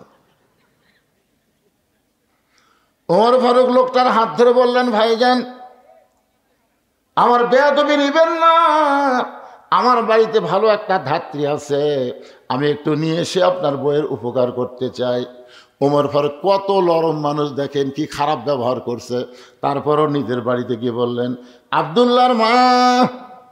ওমর ফারুকের ছেলের নাম হলো আব্দুল্লাহ, ধরে যান ছেলের নাম কি?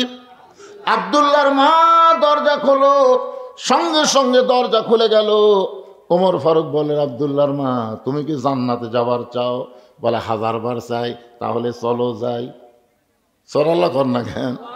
নিজের বউকে বলতেছে, আব্দুল্লাহর মা তুমি কি জান্নাতে যাবার চাও? বলে 1000 বার চাই। তাহলে চলো যাই। এই জিনিস লিয়া চলো, এই জিনিস মানে একটা সন্তান ধরবার গেলে যে যে জিনিস লাগে সেইগুলো জিনিস লিয়া রওনা দাও। হযরত ওমর ধাত্রীকে নিয়ে এসে নিজের বউকে নিয়ে এসে তাঁবুর উল্টা পিঠটা ভিতরে ঢুকায় দিল, আর লোকটাকে বলতেছে, ভাই ধৈর্য ধারণ করো, ধৈর্য ধারণ করো। লোকটা বলতেছে, তুমি তো সেই ব্যক্তি যে পর পর 3 বার আমারে সালাম দিছা, আমি সালামের উত্তর না দিয়া তোমার সঙ্গে খারাপ ব্যবহার করলাম, তারপরেও তুমি আমাকে কত সুন্দর বলতেছে ধৈর্য ধরো। এমন সময় তাঁবুর ভিতর থেকে আওয়াজ আসতেছে, ইয়া আমিরুল মুমিনিন, আপনার বন্ধুকে বলেন তার বিবিও সুস্থ আছে, সন্তানও সুস্থ আছে। যেই বলছে আমিরুল মুমিনিন, আপনার বন্ধুক বলেন, ওই লোকের তখন অবস্থা কি? হায় হায় হায় হায়, আপনি হযরত ওমর, আয় আয়, আপনি রাস্তাতে গেলে শয়তান 40 দিন যায় না, আর সেই লোকটার সঙ্গে এত খারাপ ব্যবহার করলাম, আমারে আপনি শাস্তি দেন। ওমর ফারুক চোখের পানি নিয়ে লোকটাকে বুকের মধ্যে নিয়ে বললেন, ভাইজান তুমি শুধু বলো, আমার দায়িত্ব আমি পালন করেছি। আমি যতদিন সাহাবী ছিলাম ততদিন আমি গরম ছিলাম, যেদিন থেকে মদিনার খলিফা হয়েছি সেদিন থেকে আমি আর গরম না, আমি নরমের চাইতেও বেশি নরম হয়ে গেছি। তাহলে হযরত ওমরের মধ্যে যেমন গরম ছিল তেমনই নরম ছিলেন। আল্লাহ রাসূল যেই মাত্র বলেন, ওমর সাবধান হয়ে কথা বলো, তদন্ত করার আগে কোনো রিপোর্ট দেওয়া যাবে না। ওমর ফারুক চিন্তায় পড়ে গেলেন, নবীর কাছে যদি কোনো বেয়াদবি হয়। এই ভয়ে হযরত ওমর তালহার বাড়ির চারিধার ঘোরা শুরু করলেন। এই বাড়ির মধ্যে এমন কি আছে? 3 বার নবী ডাক দিছে, এরপরও তালহার দরজা খোলে না। এই বাড়িটার মধ্যে আছে কি রে? বাড়িটার মধ্যে কি মজা আছে? আমি একটু পানি খাই, অসুবিধা আছে ভাইজান, ডায়াবেটিস তো একটু সমস্যা হচ্ছে। আর এমন গরম পানি দিছে,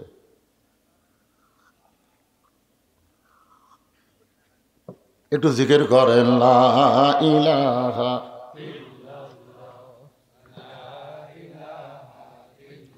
লা ইলাহা লা ইলাহা ইল্লাল্লাহু মুহাম্মাদুর রাসূলুল্লাহ। নবী 3 বার ডাকছে। কয়বার? প্রত্যেকবারই কি করছে?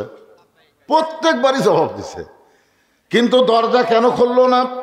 এই বাড়িটা কেমন বাড়ি নিজের চোখে দেখার জন্য হযরত ওমর ঘুরে ঘুরে দেখতেছে। হঠাৎ প্রাচীরের ফাটল দিয়া তাকায় দেখে বাড়ির মধ্যে একটা খুঁটির সঙ্গে একটা ছোট বাচ্চাকে রশি দিয়া বেঁধে রাখছে, যেমন গরু ছাগল বেঁধে রাখে, ঠিক এইভাবে বেঁধে রাখছে। ওই বাচ্চাটা খালি বাবা বাবা বাবা বাবা বলে কাঁদতেছে। ওমর ফারুক চমকে গেল, এই কি মানুষ নাকি রে? কচি মাসুম বাচ্চাকে রশি দিয়ে বেঁধে রাখছে আর বাচ্চাটা বাবা বাবা বলে কাঁদতেছে। এরপরও তালহা তার সন্তানের রশি খুলে দেয় নাই। এই দৃশ্য দেখার পরে হযরত ওমর আল্লাহর নবীর কাছে এসে দাঁড়িয়ে গেছে। এমন সময় তালহা দরজা খুলেছে। সুবহানাল্লাহ বলে। আল্লাহ রাসূল বললেন, তালহা তোমার বিরুদ্ধে 1 নম্বর অভিযোগ হলো পর পর 3 দিন ফজরের সালাম ফিরানোর সঙ্গে সঙ্গে তুমি বাড়ির দিকে দৌড় দাও। 2 নম্বর অভিযোগ হলো আমি নবী 3 বার তোমাকে ডাক দিলাম, প্রত্যেকবারই লব্বাইক বললা, কিন্তু দরজা খুলতে এত দেরি কেন করলা? এমন সময় ওমর ফারুক বলে, ইয়া রাসূলুল্লাহ, এই তালহার বিরুদ্ধে আমার একটা অভিযোগ আছে। রাসূল বলে, তোমার আবার কি অভিযোগ? বলে, বাড়ির চারিধার ঘুরতে গিয়ে ফাটল দিয়ে দেখতে পাই তালহা তার কচি মাসুম বাচ্চাকে রশি দিয়ে খুঁটির মধ্যে বেঁধে রাখছে। সঙ্গে সঙ্গে রাসূল বললেন, তালহা তাহলে সর্বসাকল্যে তোমার বিরুদ্ধে অভিযোগ হলো 3টা। ধরে বলেন কয়টা? 1 নম্বর অভিযোগ হলো সালাম ফেরানোর সঙ্গে সঙ্গে বাড়ির দিকে দৌড় দাও। 2 নম্বর অভিযোগ হলো আমি নবী 3 বার তোমাকে ডাক দিলাম, প্রত্যেকবারই লব্বাইক বললা, কিন্তু দরজা খুলতে কেন দেরি করলা? 3 নম্বর অভিযোগ হযরত ওমর করেছে, তোমার কচি মাসুম বাচ্চাকে তুমি রশি দিয়া খুঁটির মধ্যে বেঁধে রাখছো। মাইকালা ভাই নাই, প্রতিদ্বন্দ্বী একটু বেশি হচ্ছে, দেখো তো কম যায় নাকি। আল্লাহ রাসূল বলেছেন বড়দেরকে সম্মান করো। রাসূলের হাদিস, বড়দের কি আর সমবয়স্কদের মহব্বত করো আর ছোটদেরকে স্নেহ করো। আমার কথা কি বুঝতে পারলেন? বড়দের কি করা লাগবে আর ছোটদের স্নেহ করা লাগবে, দয়া করা লাগবে। আপনারা বলেন তো, আল্লাহর নবী ছোট বাচ্চাদের যে দয়া করছে আমরা করবার পারবো? ঈদের দিনে নবী ইমামতি করবি, মাঠত যাচ্ছে সুন্দর কাপড় পরে, এমন সময় দেখে ইহুদির একটা বাচ্চা ধুলাত খালি গড়াগড়ি দিচ্ছে আর কান দিচ্ছে। ইহুদির বউ সাইটে লুকে আছে, কয়েকদিন আগে ওই বাচ্চার বাপ মরে গেছে। ইহুদির বিবি চিন্তায় পড়ল, মুসলমানের নবী নাকি, ওয়ামা আরসালনাকা ইল্লা রাহমাতাল লিল আলামিন। আল্লাহ তাআলা বলেছেন আমাদের নবীকে বিশ্ব জগতের কি রহমত। তো দেখি তো আয়াতটা সত্যি কিনা, এটা যাচাই করার জন্য মাও লুকে আছে গাছের আড়ালে আর বাচ্চাকে ফেলে দেখেছে ধুলার ভিতরে। ওই ছোট বাচ্চা খালি বাবা বাবা বলে কাঁদতেছে। সঙ্গে সঙ্গে নবী ঈদের দিনে কাপড়ের দিকে খেয়াল না করে ওই বাচ্চাকে খেয়াল করে ধুলা মাখা বাচ্চাকে বুকের মধ্যে নিয়ে কপালে একটা চুমা খায়, বলে, বাবা তুমি শুধু এতিম না, আমি নবীও এতিম। শিশুকালে মইরা গেছে মা, গর্ভে থাকতে মরছে পিতা, আমি চোখে দেখলাম না। কে করিবে লালন পালন, কে দিবে সান্ত্বনা, এই দুনিয়ার বড় এতিম নবী ছিলেন একজনা। মাথার পাগড়ি দিয়া ইহুদির বাচ্চার গায়ের ধুলা যখন নবী মুছে দেয়, এমন সময় মা চিৎকার করে বলে, ও মুসলমানের নবী, আজ থেকে শুধু আপনি মুসলমানের নবী না, আজ থেকে আপনাকে আমি নবী হিসাবে স্বীকার করে নিলাম। জোহরের নামাজের প্রথম রাকাতে নবী 3 বার সুবহান রাব্বিল আলা বলেছে। প্রথম রাকাতের প্রথম সেজদায় কয়বার? 3 বার সুবহান রাব্বিল আলা বলেছে। দ্বিতীয় সেজদার নবী তোলে না, 100 বার সুবহান রাব্বিল আলা সাহাবীরা পড়ছে, কিন্তু নবী সেজদা তোলে না। দ্বিতীয় রাকাত ঠিকই পড়েছে, তৃতীয় রাকাত ঠিকই পড়েছে, চতুর্থ রাকাত ঠিকই পড়াইছে, কিন্তু প্রথম রাকাতের দ্বিতীয় সেজদা এত লম্বা। নামাজ শেষ হওয়ার পরে হযরত ওমর বলতেছে, ইয়া রাসূলুল্লাহ, দ্বিতীয় রাকাতে আপনি এত লম্বা সেজদা দিলেন, আমরা 100 বারের বেশি সুবহান রাব্বিয়াল আলা বললাম, এরপরেও আপনি সেজদা তোলেন না, কারণ কি? বলে, তোমরা সবাই যখন সেজদায় ছিলে, এমন সময় আমার দুইটা ছোট্ট নাতি হাসান হোসাইন আমার পিঠের উপর চড়ে বসলো, আমার পিঠের উপরে চড়ে বসলো। আমি যখন ওদের পিঠ থেকে নামাবার চাই, এমন সময় আল্লাহ বলে, হাবিব হাসান হোসাইন আপনি নবী জানেন না, নানা মনে করে আপনার পিঠে বসে আছে, যতক্ষণ ওরা পিঠে থাকবে আপনি সেজদা থেকে মাথা তুলবেন না। সাহাবীরা রে, ছোট বাচ্চাদেরকে আমার আল্লাহ বড় ভালোবাসে। এই জন্যই বলা হচ্ছে, কুল্লু মাউলুদুন ইউলিদু আলাল ফিতরা। হিন্দুকেও যদি ছোট বাচ্চা হয়, তাকেও তোমরা ঘৃণা করবে না, কারণ ও ছোট মানুষ, যে কোনো সময় ইসলাম গ্রহণ করতে পারে। ধরে কোন কথা ঠিক কিনা কর? আর ছোট মানুষের কান্দে ফেরেশতা কখন দেয়? তোমার দুই কান্দে দুই মুহুরি লেখিতেছেন ডায়েরি, দুই কান্দে দুই মুহুরি লেখিতেছেন ডায়েরি, দলিল দেখে রায় দিবে, টাকা পয়সার নাই কারবার। আপনারা বলেন তো, কেরামান কাতিবিন এই ফেরেশতাকে আল্লাহ হওয়ার সাথে সাথে দেয় না। 10 বছর যখন আপনার ছেলের বয়স হবে, ঠিক তখন ওই ফেরেশতা দুটো আল্লাহ কান্দত বসে দিবে। কারণ 6 বছর থেকে নামাজের তালিম দাও, 10 বছর থেকে জোর করে নামাজ ধরাও। জোরে কোন কথা ঠিক কিনা ভাই? এরপরই তো লেখালেখি শুরু হয়ে যাবে। একটু মনোযোগ দেন, ছোট বাচ্চাদের নবী কত ভালোবাসেন। আল্লাহর নবী বলেন, তালহা উমর যে অভিযোগ করেছে তোমার কচি মাসুম বাচ্চাকে খুঁটির সঙ্গে রশি দেয়া বেঁধে রাখছো, আমি নবী ছোটদেরকে কেমন ভালোবাসি। রাস্তা দিয়ে যাচ্ছে, মাটিতে গড়ায় গড়ায় হাসান হোসাইন কাঁদতেছে, আর হাসান দাঁড়ায় দাঁড়ায় কাঁদতেছে। দুই ভাই কান্দিচ্ছে, এক ভাই মাটিতে গড়াগড়ি দিয়ে কান্দে, আর এক ভাই দাঁড়ায় দাঁড়ায় কান্দে। রাসূল বললেন, তেরে হোসাইন তুইও কান্দিস, হাসানও কান্দিস, ব্যাপার কি? বলেন, না না, কিছুক্ষণ আগে এক ব্যক্তি ঘোড়ার পিঠে চড়ে গেছে, তখন থেকে আপনার হোসাইন ঘোড়ার চড়ার বায়না শুরু করছে।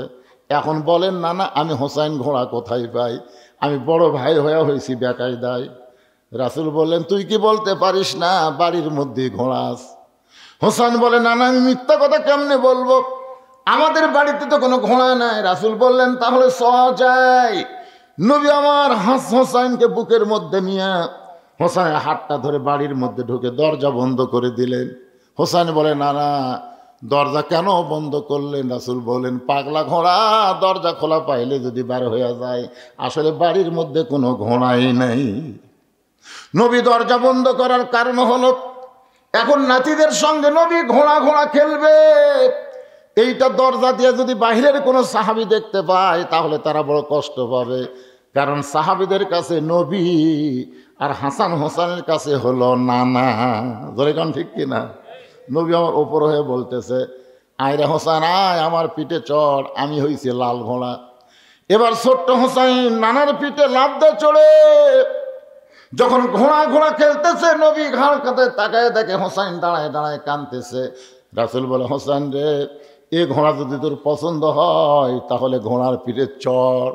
এমন কথা বলেছে, এই ঘোড়া যদি তোর পছন্দ হয় তাহলে ঘোড়ার পিঠে চড়। এবার হোসাইনও নানার পিঠের উপরে চড়েছে।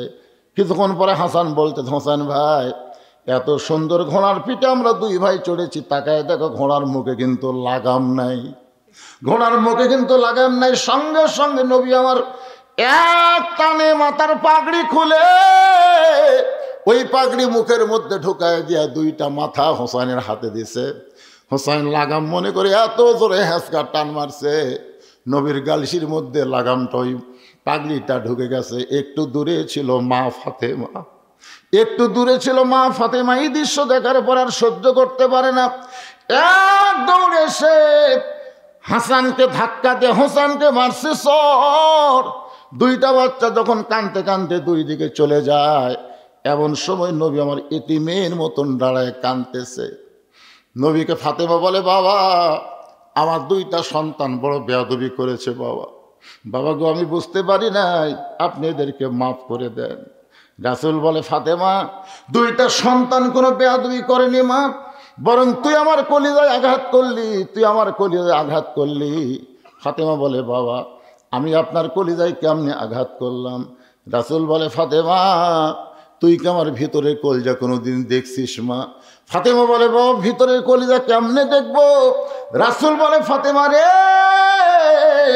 আমার কলিজা হলো হাসান হোসাইন, আমার হাসান হোসেনকে যে কষ্ট দেয় ওই কষ্টটা লাগে আমার কলিজায়।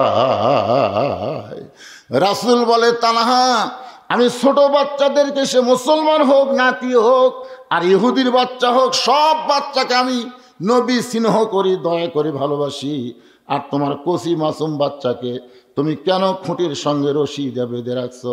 তালহা বলতেছে, রাসূলুল্লাহ, তিনটা অভিযোগ করেছেন, তিনটা অভিযোগকে উইথড্র করতে গেলে আপনি শুধু বললে হবে না, আমাকে বলার সুযোগ দেওয়া লাগবে। যেরকম ঠিক কিনা? হুজুর, আপনি খালি নবী বলে যাবেন, তাহলে আমাকে সুযোগ দেবেন না? রাসূল বলে, ঠিক আছে বলো। বলে, হুজুর, ওসমান গনি যে অভিযোগ করেছে যে পরপর 3 দিন, আসলে পরপর 3 দিন না, পরপর কয়েক সপ্তাহ। ওসমান গনি কয়দিন দেখছে? আসলে 3 দিন না, কয়েক সপ্তাহ হলে আমি এই আমল করতেছি, আপনি সালাম ফিরালেই বাড়ির দিকে দৌড় দিই। সব সাহাবী চুম করছে, ওরে বাবা রে, আমারও মনে করছেন 3 দিন, ই তো আরো মারাত্মক। রাসূল বললেন, ঠিক আছে, তুমি কয়েক সপ্তাহ সালাম কেন? বলে, হুজুর, গায়ে যে কাপড় দেখতেছি, আমি যে কাপড় পরে একটা কাপড়,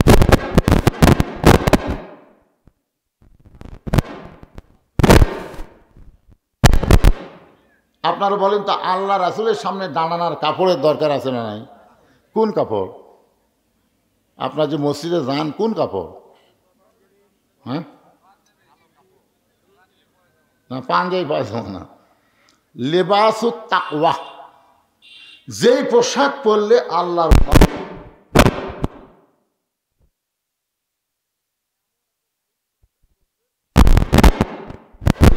ঢাকা একটা শার্ট গাউট দিছে, আপনি বলেন তো টাইট ফুল প্যান্ট ঠিক না, ওর যে ভিতরের যন্ত্রগুলো আছে বাইরে থেকে বোঝা যায় না, পিছন দিকে টেপা হয়ে ফুলে ওঠে, কথা কন না কেন বাইরে? ওর 2 নম্বর কাতারে যাই আছে, ওই যন্ত্র দিকে মুখ পড়ার সাথে সাথে তো কেবলা পরিবর্তন হয়ে গেছে। এই জন্যে শার্ট গাউট না দিয়ে যদি পাঞ্জাবি পরতেন, পাঞ্জাবি পরলে ওইটা যদি টেবার লাল ফুলে ওঠে, পাঞ্জাবি যদি পাশার উপর পড়ে আর দেখা যাবে। এই জন্যে লেবাসুত তাকওয়া, এমন একটা পোশাক পরা লাগবে যেই পোশাক পরে আল্লাহ নবীর সামনে দাঁড়ানো যায়। তালহা বলতেছে, রাসূলুল্লাহ, আমি মাটির একটা গর্ত করেছি, মাটির একটা গর্ত করে যেমন তেমন কাপড় পরায়া আমার বউকে মাটির গর্তের মধ্যে নামায় দেই, বউকে মাটির গর্তের মধ্যে নামায় দিয়ে এই কাপড় পরে আপনার পিছনে ফজরের নামাজ পড়তে যাই। ওগো আল্লাহর নবী, ফজরের নামাজ পড়ার পরে যদি আপনার আলোচনা আমি শুনতে চাই, তাহলে আমার বইয়ের ফজরের নামাজ নষ্ট হয়ে যাবে। এই জন্য এক দৌড়ে এসে আমি যেমন তেমন কাপড় পরে এই গর্তের মধ্যে নামি, আর এই যে কাপড় পরে দরজা খুললাম, এই কাপড়টা আমার বউকে আমি দিয়ে দিই। আমার বউটা এই কাপড় পরে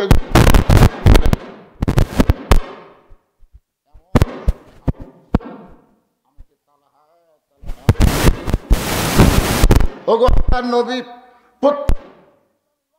বলেছি, কিন্তু আমি দরজা খুলতে পারি নাই, কারণ এমন একটা কাপড় আমার পরনে ছিল যে কাপড় পরে দরজা খুলতে শরম লাগে। ওগো আল্লাহর নবী, আমার বউকে আমি টান দিয়ে হেঁচকা দিয়ে গর্তের মধ্যে নামাবার পারি না, কারণ বউটা তখন আল্লাহর কাছে, জোরে কনকার কাছে। আমার দরজায় নবী ডাকতেছে, বউটা আল্লাহর কাছে ধন্না দেয়া হাত তুলে মোনাজাত করে কাঁদতেছে।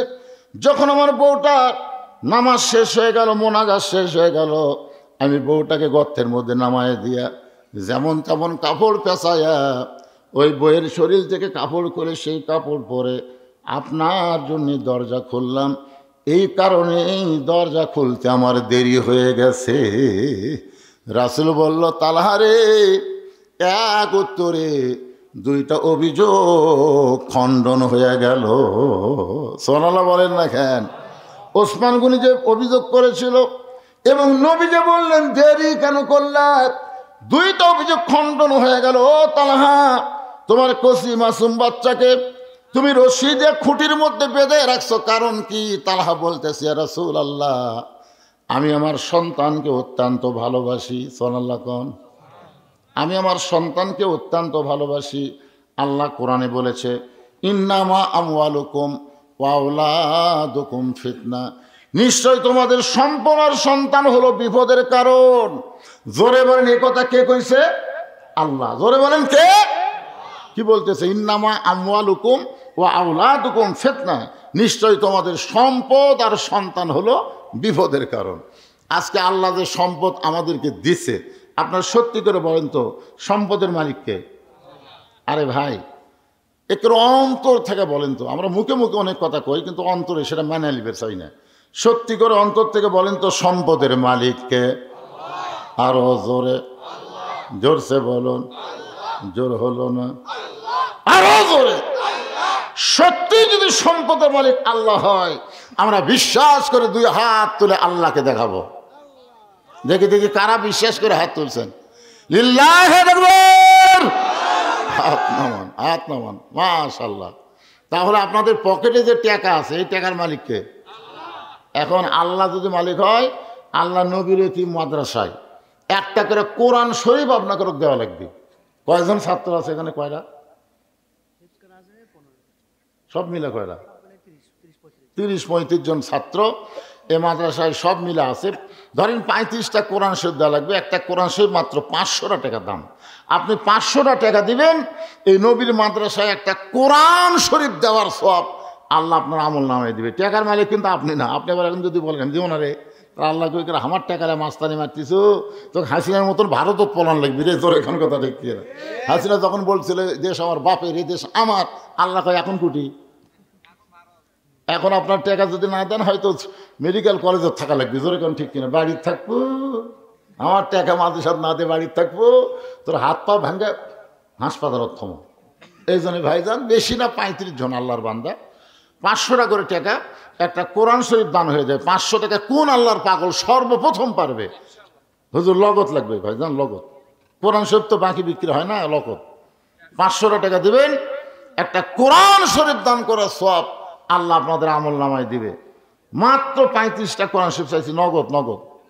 সর্বপ্রথম কোন আল্লাহর বান্দা পারেন? মাশাআল্লাহ। আসেন ভাই, আসেন, নিয়ে আসেন ভাই। আরে আল্লাহ, আল্লাহ পৃথিবীর সর্বশ্রেষ্ঠ দান নবীর এতিম মাদ্রাসায় একটা কোরআন। আমার ভাইজান সর্বপ্রথম কোরআন শরীফ বাবদ একটা 500 টাকা দান করেছে। আল্লাহ তার দানকে কবুল করেন।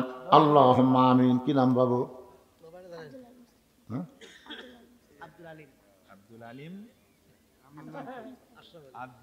আব্দুল আল মোস্তাকিম।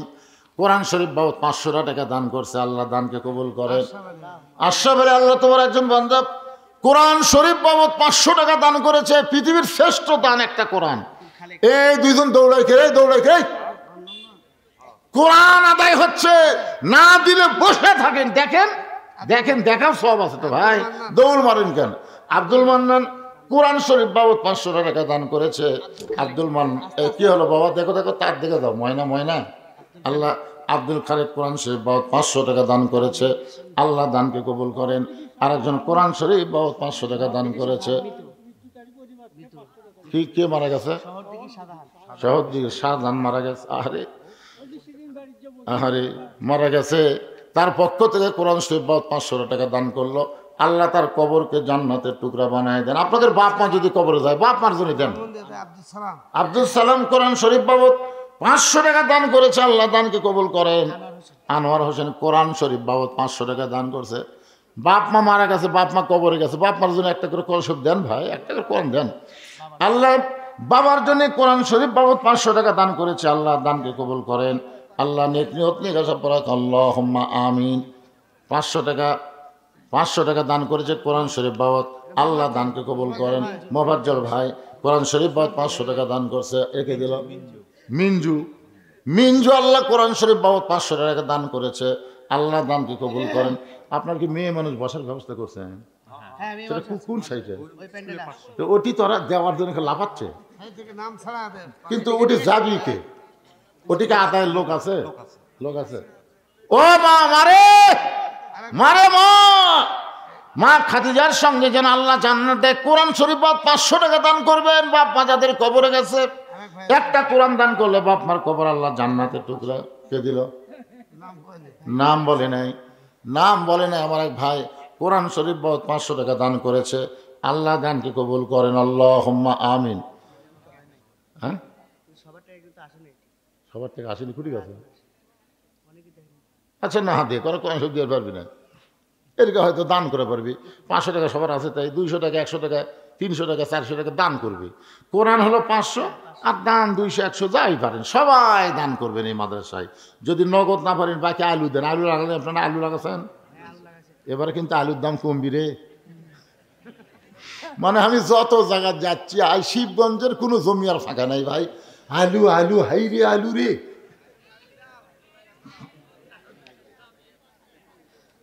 ঘুগনি পোকা যেন না ধরে, তেল তেল আলু যেন আল্লাহ দেয়, আলুর মধ্যে যেন বরকত দেয়, আলুর যেন দাম পাই। মনে করে 1 মণ 2 মণ আলু লেখা দেন, লেখা দেন, কাগজ কলম আছে। হ্যাঁ, 100 টাকা, এরকম 100 টাকা যারা দিবেন এরা দান। এ সাইডে দান থাকবে। আল্লাহ তোমার একজন বান্দা কোরআনের মাহফিলে 100 টাকা দান করছে, আল্লাহ দানকে কবুল করেন, আল্লাহুম্মা আমিন। আপনার দেখেন তো, এটি যে কোরআন শরীফ যে করে চাইছিলাম সেগুলো পাওয়া গেছে নাকি দেখেন। আল্লাহর একটা কোরআন শরীফ 500 টাকা দান করছে। আমি 35টা চাচ্ছি, 35টা দিয়ে করা হলো। আল্লাহ 35 জন আল্লাহর বান্দাকে একটা করে কোরআন শরীফ দান করার মতন ইমানি শক্তি দান করো। যাদের বাপ মা কবরে গেছে, বাবা কান্দে, মা কান্দে, কবরে শুয়া, দেখলি না রে দরদের বেটা একবারও আসি। আপনাকে এখন বাড়ি যাবেন, নিচে তোষক, উপরে কম্বল ল্যাপ, আর আপনার বাপের কবরের খবর কি বাবা? কেবল 14টা হচ্ছে, 35টার মধ্যে 14টা হচ্ছে। 15 নম্বর কোন আল্লাহর বান্দা পারেন? কত টাকা কত দিকে কত হালে চলে যায়। নবীর এতিম মাদ্রাসায় দান করিলে দুনিয়া এবং আখিরাতে আল্লাহ দিয়ে দেয়। আল্লাহ দুনিয়ার কথা বলেছে, ওমা তুনফিকু মিন শাইইন ফি সাবিলিল্লাহি ওয়াফা ইলাইকুম ওয়া আনতুম লা তুজলামুন। আল্লাহ বলে, বান্দারে তুই হলো ফকির, আমি হলাম ধনী। এরপরে আমার কোরআনের জন্য যখন দান করে দিলি, মনে করিস না তোর টাকা নিয়ে আমি আল্লাহ গায়েব হব, বরং তোকে দুনিয়াতে আমি 10 গুণ ফিরাইয়া দিব। আল্লাহর কোরআনের কথা, সুবহানাল্লাহ বলেন না কেন আপনারা? এটা কি আমার কথা? ইয়ফা ইলাইকুম মানে কি? তোমাদেরকে ফিরা দেওয়া হবে। তোমরা দেবা 10, আমি দেবা 100। এটা দুনিয়াতে ফেরত, আর দান করার কারণে আল্লাহ জান্নাত দিবা। সকিয়া হাবিবুল্লাহ দানকারী আল্লাহ দোস্ত। বাবা মার জন্য একসঙ্গে 2টা কোরআন বাবদ 1000 টাকা দান করছে। তাহলে হয়ে গেল কয়টা? 16টা হয়ে গেছে। এলে ধরছে, এটা ধরেনি, এটি একটা আছে ভাই, হয় না? এটি একটা আছে। হ্যাঁ হ্যাঁ, 17টা হয়ে গেছে। 17টা হয়ে গেছে। 18 নম্বর কে পারেন একটা কোরআন শরীফ জানতো দেখি? পৃথিবীর সর্বশ্রেষ্ঠ দান নবীর মাদ্রাসা একটা কোরআন, নবীর এতিম মাদ্রাসা একটা কোরআন দেবেন, বাচ্চারা হাতত করলে পড়বে। আপনি কোথায় যাবেন? সেখানে সব পাবেন ভাই। যান, দেন দেন দেন, কবিতরের মতন বাকবাকুম করে পড়বে রে। এই মাদ্রাসার বাচ্চারা দেখেন, 1 ওয়াক্ত নামাজ বাদ নেয়, ঠান্ডার মধ্যে উজু করে নামাজ পড়ে, শেষ রাত্রে কোরআন পড়ে। আর সেই মাদ্রাসা গরিব হালতে থাকবে, দেখে মাদ্রাসার জানলা নাই।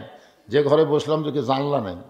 এই নবীর এতিম মাদ্রাসায়, এতিম ঘরে, নবীর ঘরে একটা ঠাই দেওয়া, ঠাই জানলা দেওয়ার মতন কোন আল্লাহর বান্দা আছে যে হুজুর আমি একটা জানলা লাগা দেবো? হুজুর আমার বাড়ির জানলা আছে, আর নবীর ঘর জানলা নেই।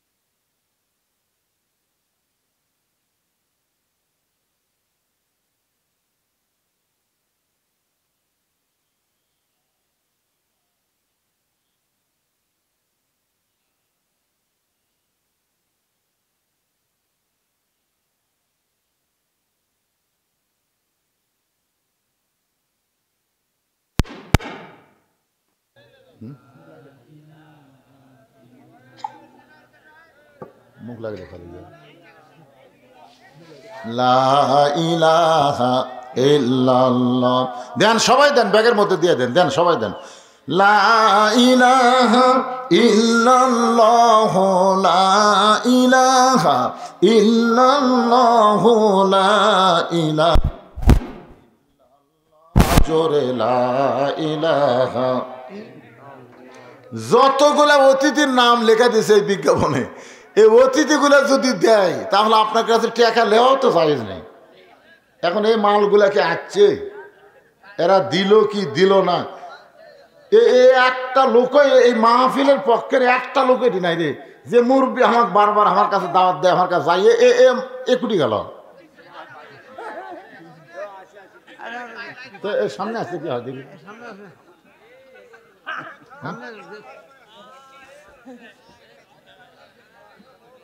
আচ্ছা ভাই, আপনি এই মাদ্রাসার কোনো পদে নেই, এমনি এমনি দৌড়েন খালি। আপনি একটা জানলা দেন ভাই, একটা জানলা দেবেন না? হ্যাঁ, সংসার কাজ দিছে, সংসার বলে বেটাক দিয়ে দিস। আল্লাহর ধন্য বীরে দিয়া আল্লাহ আছে গায়েব হইয়া, নিজের ধন বেটাকে দিয়া নিজে গেছে ফকির হইয়া।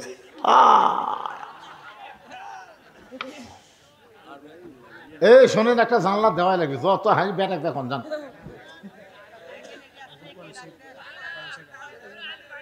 মাশাআল্লাহ, আর একটা কোরআন শরীফ বাবদ 500 টাকা পাওয়া গেছে। আল্লাহ দানকে কবুল করেন, আল্লাহুম্মা আমিন। হয়ে গেছে 21টা, আর মাত্র 14টা, আর মাত্র 14 জন আল্লাহর বান্দা 500 করে টাকা দিবেন। যদি কেউ মনে করে হুজুর আমার বাপ মা দুইজনই কবরে গেছে, বাপ মার জন্য 1000 টাকা দিলাম, এরকম নিয়ত করে দান করেন বাজান। দুনিয়ার সবচাইতে বড় দান নবীর মাদ্রাসা, একটা কোরআন দান করবেন। 500 টাকা দিলি একটা কোরআন দানের সওয়াব আল্লাহ দিয়া দিবে। আল্লাহর নবী বললেন, তালহা তোমার কসি মাসুম বাচ্চাকে তুমি অত্যন্ত ভালোবাসো। উমর ফারুক বলে, ইয়া রাসূলুল্লাহ, এই ভালোবাসাই তো হলো নিজের সন্তানকে রশি দিয়ে খুঁটির মধ্যে বান্ধা রাখা। রাসূল বলে, ওমর তুমি কথা বলো না, তালহার কাছ থেকে শুনতে চাই তালহা তার বাচ্চাকে কেমনে ভালোবাসে। ভালোবাসার বহিঃপ্রকাশ হলো চুমু খাওয়া, বুকে নেওয়া, কান্দে নেওয়া, তাই না? আমার বাবাকে আমি ভালোবাসি, কানলি মোবাইল চালু করে দেই, আমার বাবা আর কান্দে না। আমার বাবুকে এত ভালোবাসি, মোবাইল ছাড়া আমার বাবু ভাত খায় না। নাই আমার বাবু হুজুর, সেই বাবু মোবাইল না দিলে ওই খাই না। যখন ভাত খায় না, কান সালতে একটা চড় মারল আর মোবাইল দেখতে। যারা সন্তানকে ভালোবাসে তারা দুনিয়ার জন্য ভালোবাসে না, তারা জান্নাতের জন্য ভালোবাসা লাগবে। জোরে কোন কথা ঠিক কিনা? দুনিয়াতে ভালোবাসা, বাড়ি গাড়ি সয় সম্পত্তি করে দিলেন, আপনি মরে গেলেন, ওই টুটু কোম্পানির ম্যানেজার হলো, ওই ভালোবাসার কাম হলো। আপনি কবরে বসতে বুঝবেন ঠেলা কাক কয়। যারা সন্তানকে প্রকৃত ভালোবাসে, শোনেন তাদের কথা। তালহা বলতেছে, রাসূলুল্লাহ, এই যে আমার বাড়ির দরজায় একটা খুরমা খেজুর গাছ দেখতেছেন, এই যে আমার বাড়ির দরজায় একটা খেজুর গাছ দেখতেছেন গো নবী, এই গাছটার মালিক হলো একজন ইহুদি। আজ কয়েকদিন হলো খেজুরে পাক ধরেছে, রাতের বাতাসে ওই পাকা খেজুরগুলো টপ টপ করে গাছের গোড়ায় পড়ে। ওগো আল্লাহর নবী, আমি আপনার পিছনে ফজর নামাজ পড়তে যখন যাই, যাওয়ার সময় চিন্তা হয় আমার সন্তান যদি চেতন পায়, আর চেতন পাওয়ার পরে ওই সকালবেলা বের হয়ে ইহুদির গাছের খুরমা খেজুর কুড়া কুড়া যদি খায়, আমি একজন মুসলমান, আমার সন্তান ইহুদির গাছের খেজুর খাবে, এটা কখনোই আমি কল্পনা করতে পারি না। ওগো আল্লাহর নবী, আমার মন বলল ওকে মসজিদে নিয়ে যায়, কিন্তু তার বয়স হলো মাত্র 4 বছর। জোরে কোন কয় বছর? 4 বছরের বাচ্চাকে কান্দে করে যখন মসজিদ দিকে রওনা দিলাম, আমার ইমান বলতে, তালহারে রাসূল কিন্তু বলেছেন 6 বছর থেকে নামাজের তালিম দিবে। 4 বছরের বাচ্চাকে মসজিদে নিয়ে যায়, আর আমরা যদি নামাজ পড়িয়ে যদি নামাজ নষ্ট করে দেয়, কারণ ছোট বাচ্চারা মসজিদের মধ্যে যাবে, কিন্তু একটা বয়স হলে যাওয়া লাগবে, একেবারে ছোট মোটো খাটো নিয়ে যাওয়া চলবে না। আমি উলহট্ট ঈদগাহ ময়দানে ঈদের নামাজ পড়াই। ঈদের দিনে কতগুলো ছোট বাচ্চাকে নিয়ে আসে, কি সুন্দর ফতুয়া পাঞ্জাবি গায়ে দিয়ে, 3 বছর 4 বছরের বাচ্চা। আমরা যখন রুকুর থেকে শেষ দাঁত গেছি, ওরা 4-5 জন একত্র হয়ে বলছে, সবাই উপর হসে রে, উপর হসে রে। আমরা গেছি শেষ দাঁত, ওরা করছে উপর হসে রে। এই কথা শুনে মুসল্লিও হাসে, আমি যে একটা ইমাম মানুষ ভাই, আমিও হাসি আটকার পারিনি। কে আরে আমরা উপর হসি না শেষ দাঁত গেছি? আপনারা বলেন ভাই, এটা অন্য নামাজ হলে দুহরে পড়ান যাবে, কিন্তু ঈদের নামাজ তার দোহরে পড়ানোর কোনো সুযোগ আছে? আমি খুতবার মধ্যে বললাম, আগামী ঈদে 5 বছরের নিচে 6 বছরের নিচে কোনো বাচ্চাকে মাঠে আনা চলবে না, কারণ এরা কিছুই বোঝে না। তালহা বলতেছে, রাসূলুল্লাহ, আমার ভয় হলো আমি আমার ছোট বাচ্চাকে মসজিদে নিয়ে যাব, আর মসজিদে যখন আমরা নামাজ শুরু করে দেব, ওই সময় যদি আমার ছেলে নামাজ নষ্ট করে দেয়, আমি মসজিদে নিয়ে যাই তো ভয় পাই, আমার বাড়িতেও রাখলে ভয় পাই, যদি চেতন পায়া ইহুদির গাছের খুরমা খেজুর খায়। আমি তখন চিন্তা করলাম কি করব। তখন আমার বিবেক আমাকে বলল, তোমার বাচ্চাকে রশি দিয়ে তুমি আটকে রাখো। ওগো আল্লাহর নবী, শুধুমাত্র ইহুদির গাছের খুরমা খেজুর থেকে আমার বাচ্চাকে বাঁচানোর জন্যে আমি রশি দিয়া খুঁটির মধ্যে বেঁধে রাখছি। আপনার পিছনে ফজরের নামাজ আদায় করার পরে মসজিদে এসে নামাজ পড়ে এসে আমার বউকে নামাজ পড়ার সুযোগ করে দিয়া আমি গর্তের মধ্যে যেমন তেমন কাপড় পরে নামছি। ওগো আল্লাহর নবী, আপনি যখন বারবার ডাকলেন, আমার বউকে গর্তের মধ্যে নামায় দিয়া আমি বইয়ের পরনে কাপড় পরে আপনার জন্য দরজা খুলেছি। এখন পর্যন্ত আমার ছেলের পা থেকে হাত থেকে রশি আমি খুলতে পারিনি। নবী কান্দে, প্রত্যেকটা সাহাবীরা কান্দে। আল্লাহ নবী বলেন, তালহা রে, তোমার সন্তানকে তুমি রশি দিয়ে বেঁধেছ, রশি দিয়ে আটকাছো বাজান, কিন্তু তুমি কি জানো তোমার বান্দাকে ইহুদির গাছের খুরমা খেজুর থেকে বাঁচানোর জন্যে, খাওয়া থেকে বাঁচানোর জন্য রশি দিয়ে বেঁধেছ। তোমার ছেলের উপরে জাহান্নামের আগুন আল্লাহ হারাম করেছে। এখন আমার প্রশ্ন হলো, এত অভাবের ভিতরেও তালহা যদি তার মাসুম বাচ্চাকে ইহুদির গাছের খুরমা খেজুর থেকে বাঁচাবার পারে, আপনারা বলেন তো তালহার চাইতে আমাদের অভাব বেশি না কম? তাহলে আমরা কেন ঠ্যাঙ্গা ভাঙা, আমরা কেন গ্রামীণ ব্যাংক, আমরা কেন আশা কারিতাস, এইগুলোর কাছে আমরা ঋণ নেই? ঋণ নিয়ে আমরা আলু লাগাচ্ছি, ঋণ নিয়ে আমরা বাড়ি করতেছি, ঋণ নিয়ে আপনার বলেন তো এই যে ঋণের মধ্যে সুদ আছে না নাই? কথা বলেন, সুদ আছে না নাই? আপনার বলেন তো এইগুলার মালিক কারা? আশার মালিককে, কারিতাসের মালিককে, গ্রামীণ ব্যাংকের মালিককে, এই ঠ্যাঙ্গা মারার মূল মালিককে? এগুলার মূল মালিক কিন্তু হোসনে আর ইউনুস না, এগুলার মূল মালিক হলো ইহুদি আর খ্রিস্টান। জোরে কোন কথা ঠিক কি না? আমি ওয়াজ করেছিলাম শহর দিকে, এই ওয়াজ ডক্টর ইউনুসের ওয়াজ করেছিলাম শহর দিকে। এই ওয়াজ করতে আপনার ওই তার মধ্যে আমি বলছিলাম ঠ্যাঙ্গা মারাও কম না। তারপরে আমার কাছে গেছিল এরা, আমার বাড়ি যাই, হুজুর ওয়াজ করে তো টাকা ভালোই কামাই করেন হুজুর, কি করবার পারছেন, কি করবার পারছেন? আমরা এনজিও, আমরা দাতা সংস্থা, আমরা মানুষকে দান করি হুজুর, মানুষকে বাড়ি ঘর বানিয়ে দিই, এ করি সে করি, আমরা হলাম দাতা সংস্থা। ওরে বাবারে, ওরা বলে দাতা সংস্থা। তখন আমি বললাম, ভাই তোমরা আমার কাছে আসছে তখন একটা গল্প শোনো। বলে কি গল্প?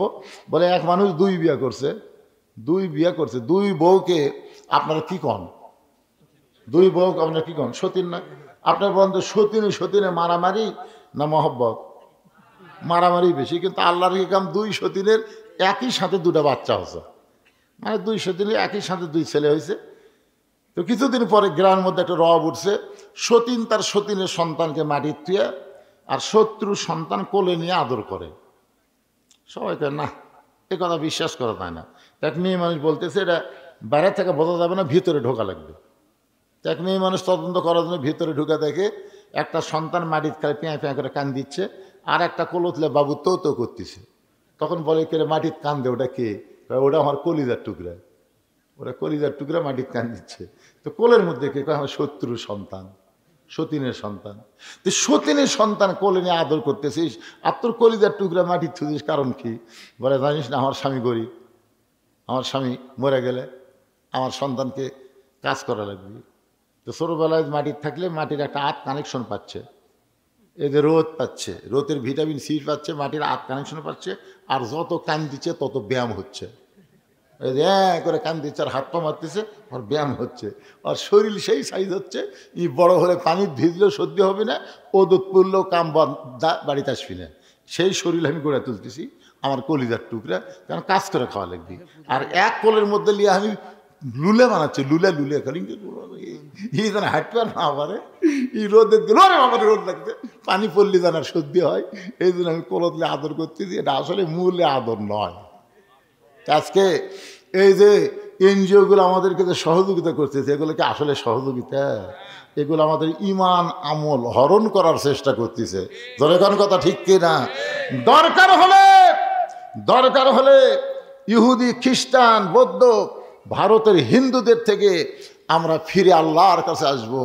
ফালিয়াবুদু রাব্বা হাযাল বাইত আল্লাযী আত'আমাহুম মিন জু'ইন ওয়া আমানাহুম মিন খাউফ। আল্লাহর ঘরের আমরা ইবাদত করব, আল্লাহর ইবাদত করব, নামাজ পড়ব, যাবতীয় রিজিকের ব্যবস্থা করবেন কে? বিশ্বাস করে বলেন, করবেন কে? আল্লাহ। আর সমস্ত ভয়, ওই ভারতের যতই পরিকল্পনা থাক, যতই চেষ্টা করুক, বাংলার 1 ইঞ্চি মাটি দখল করতে পারবে না, কারণ ওদের ভগবান আমাকে আল্লাহর কাছে কিছুই না। জোরে কোন কথা ঠিক কিনা? ওই ভগবান আমাকে আল্লাহর কাছে খাড়া হতে পারবি? ভগবানের কি আছে রে? ভ বাদ দিলে গবানের অর্থ নাই, গবানের গ বাদ দিলে বান মানে বুন্নে, কেউ চায় না। বা বাদ দিলে নো মানে ভগবান নেই। আর আমাকে আল্লাহর খবর জানেন, আল্লাহু লা ইলাহা ইল্লাহুয়াল হাইয়ুল কাইয়ুম। মন যদি চায় আলিফ বাদ দেন, দেন লিল্লাহি মা ফিস সামাওয়াতি ওয়াল আরদ। আবার যদি মন চায় আর একটা লাম বাদ দেন, লাহুল মুলকু ওয়া লাহুল হাম। আবার যদি মন চায় আর একটা লাম বাদ দেন, হুয়াল্লাহুল্লাযী লা ইলাহা ইল্লাহু। আপনারা বলেন তো, আমাকে আল্লাহ সব কিছু বাদ দিলে আল্লাহ বাদ করছে? আমরা সে আল্লাহ বিশ্বাস করি।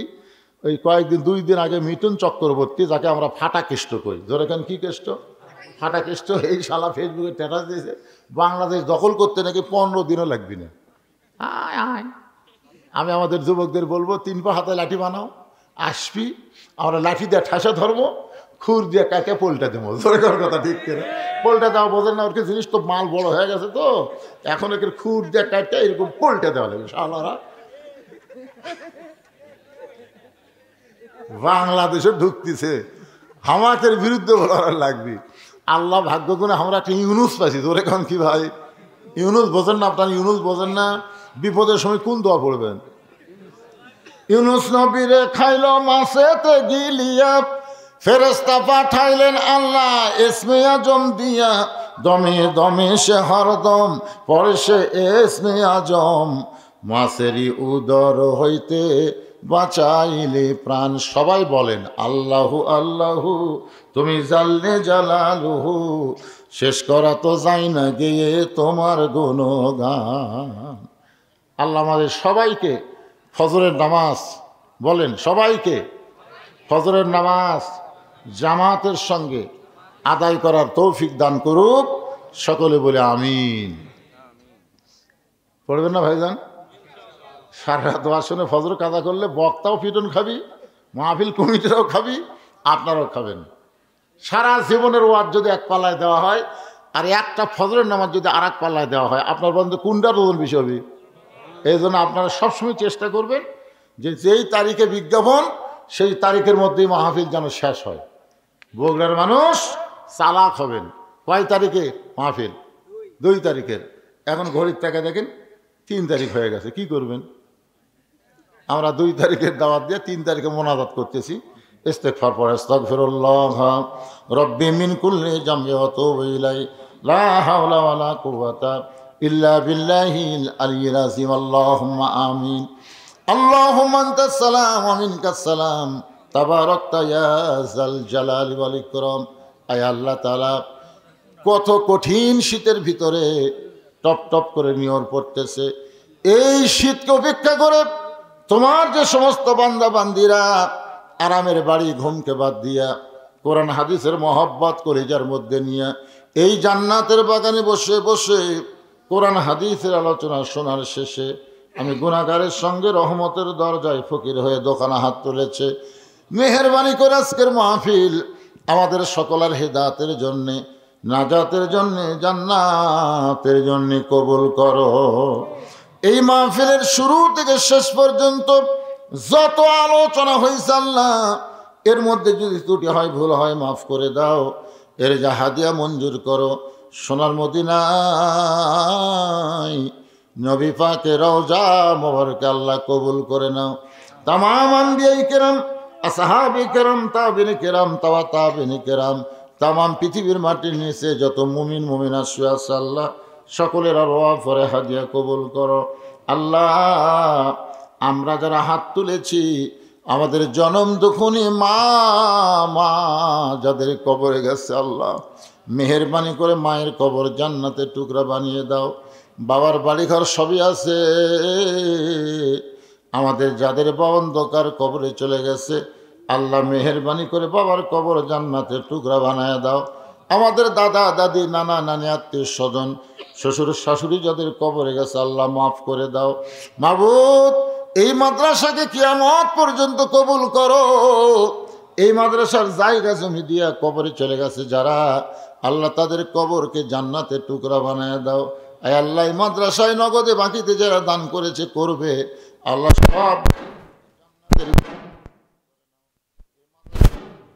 সভাপতি, সহসভাপতি, এই মাদ্রাসার সেক্রেটারি, মাদ্রাসার কেশিয়ার, মাদ্রাসার মুহতামিম, মাদ্রাসার ওস্তাদ, মাদ্রাসার তালবে ইলম, যাদের মাথায় পাগড়ি দেওয়া হলো আল্লাহ, সকলকেই জান্নাতি কবুল কর। আল্লাহ, এই টপ টপ করে নিয়র পড়তেছে আল্লাহ, কঠিন শীতে তোমার পাগল বান্দারা ল্যাপ তোষক বাদ দিয়ে খেড়ের মধ্যে বসে আমিন আমিন করে।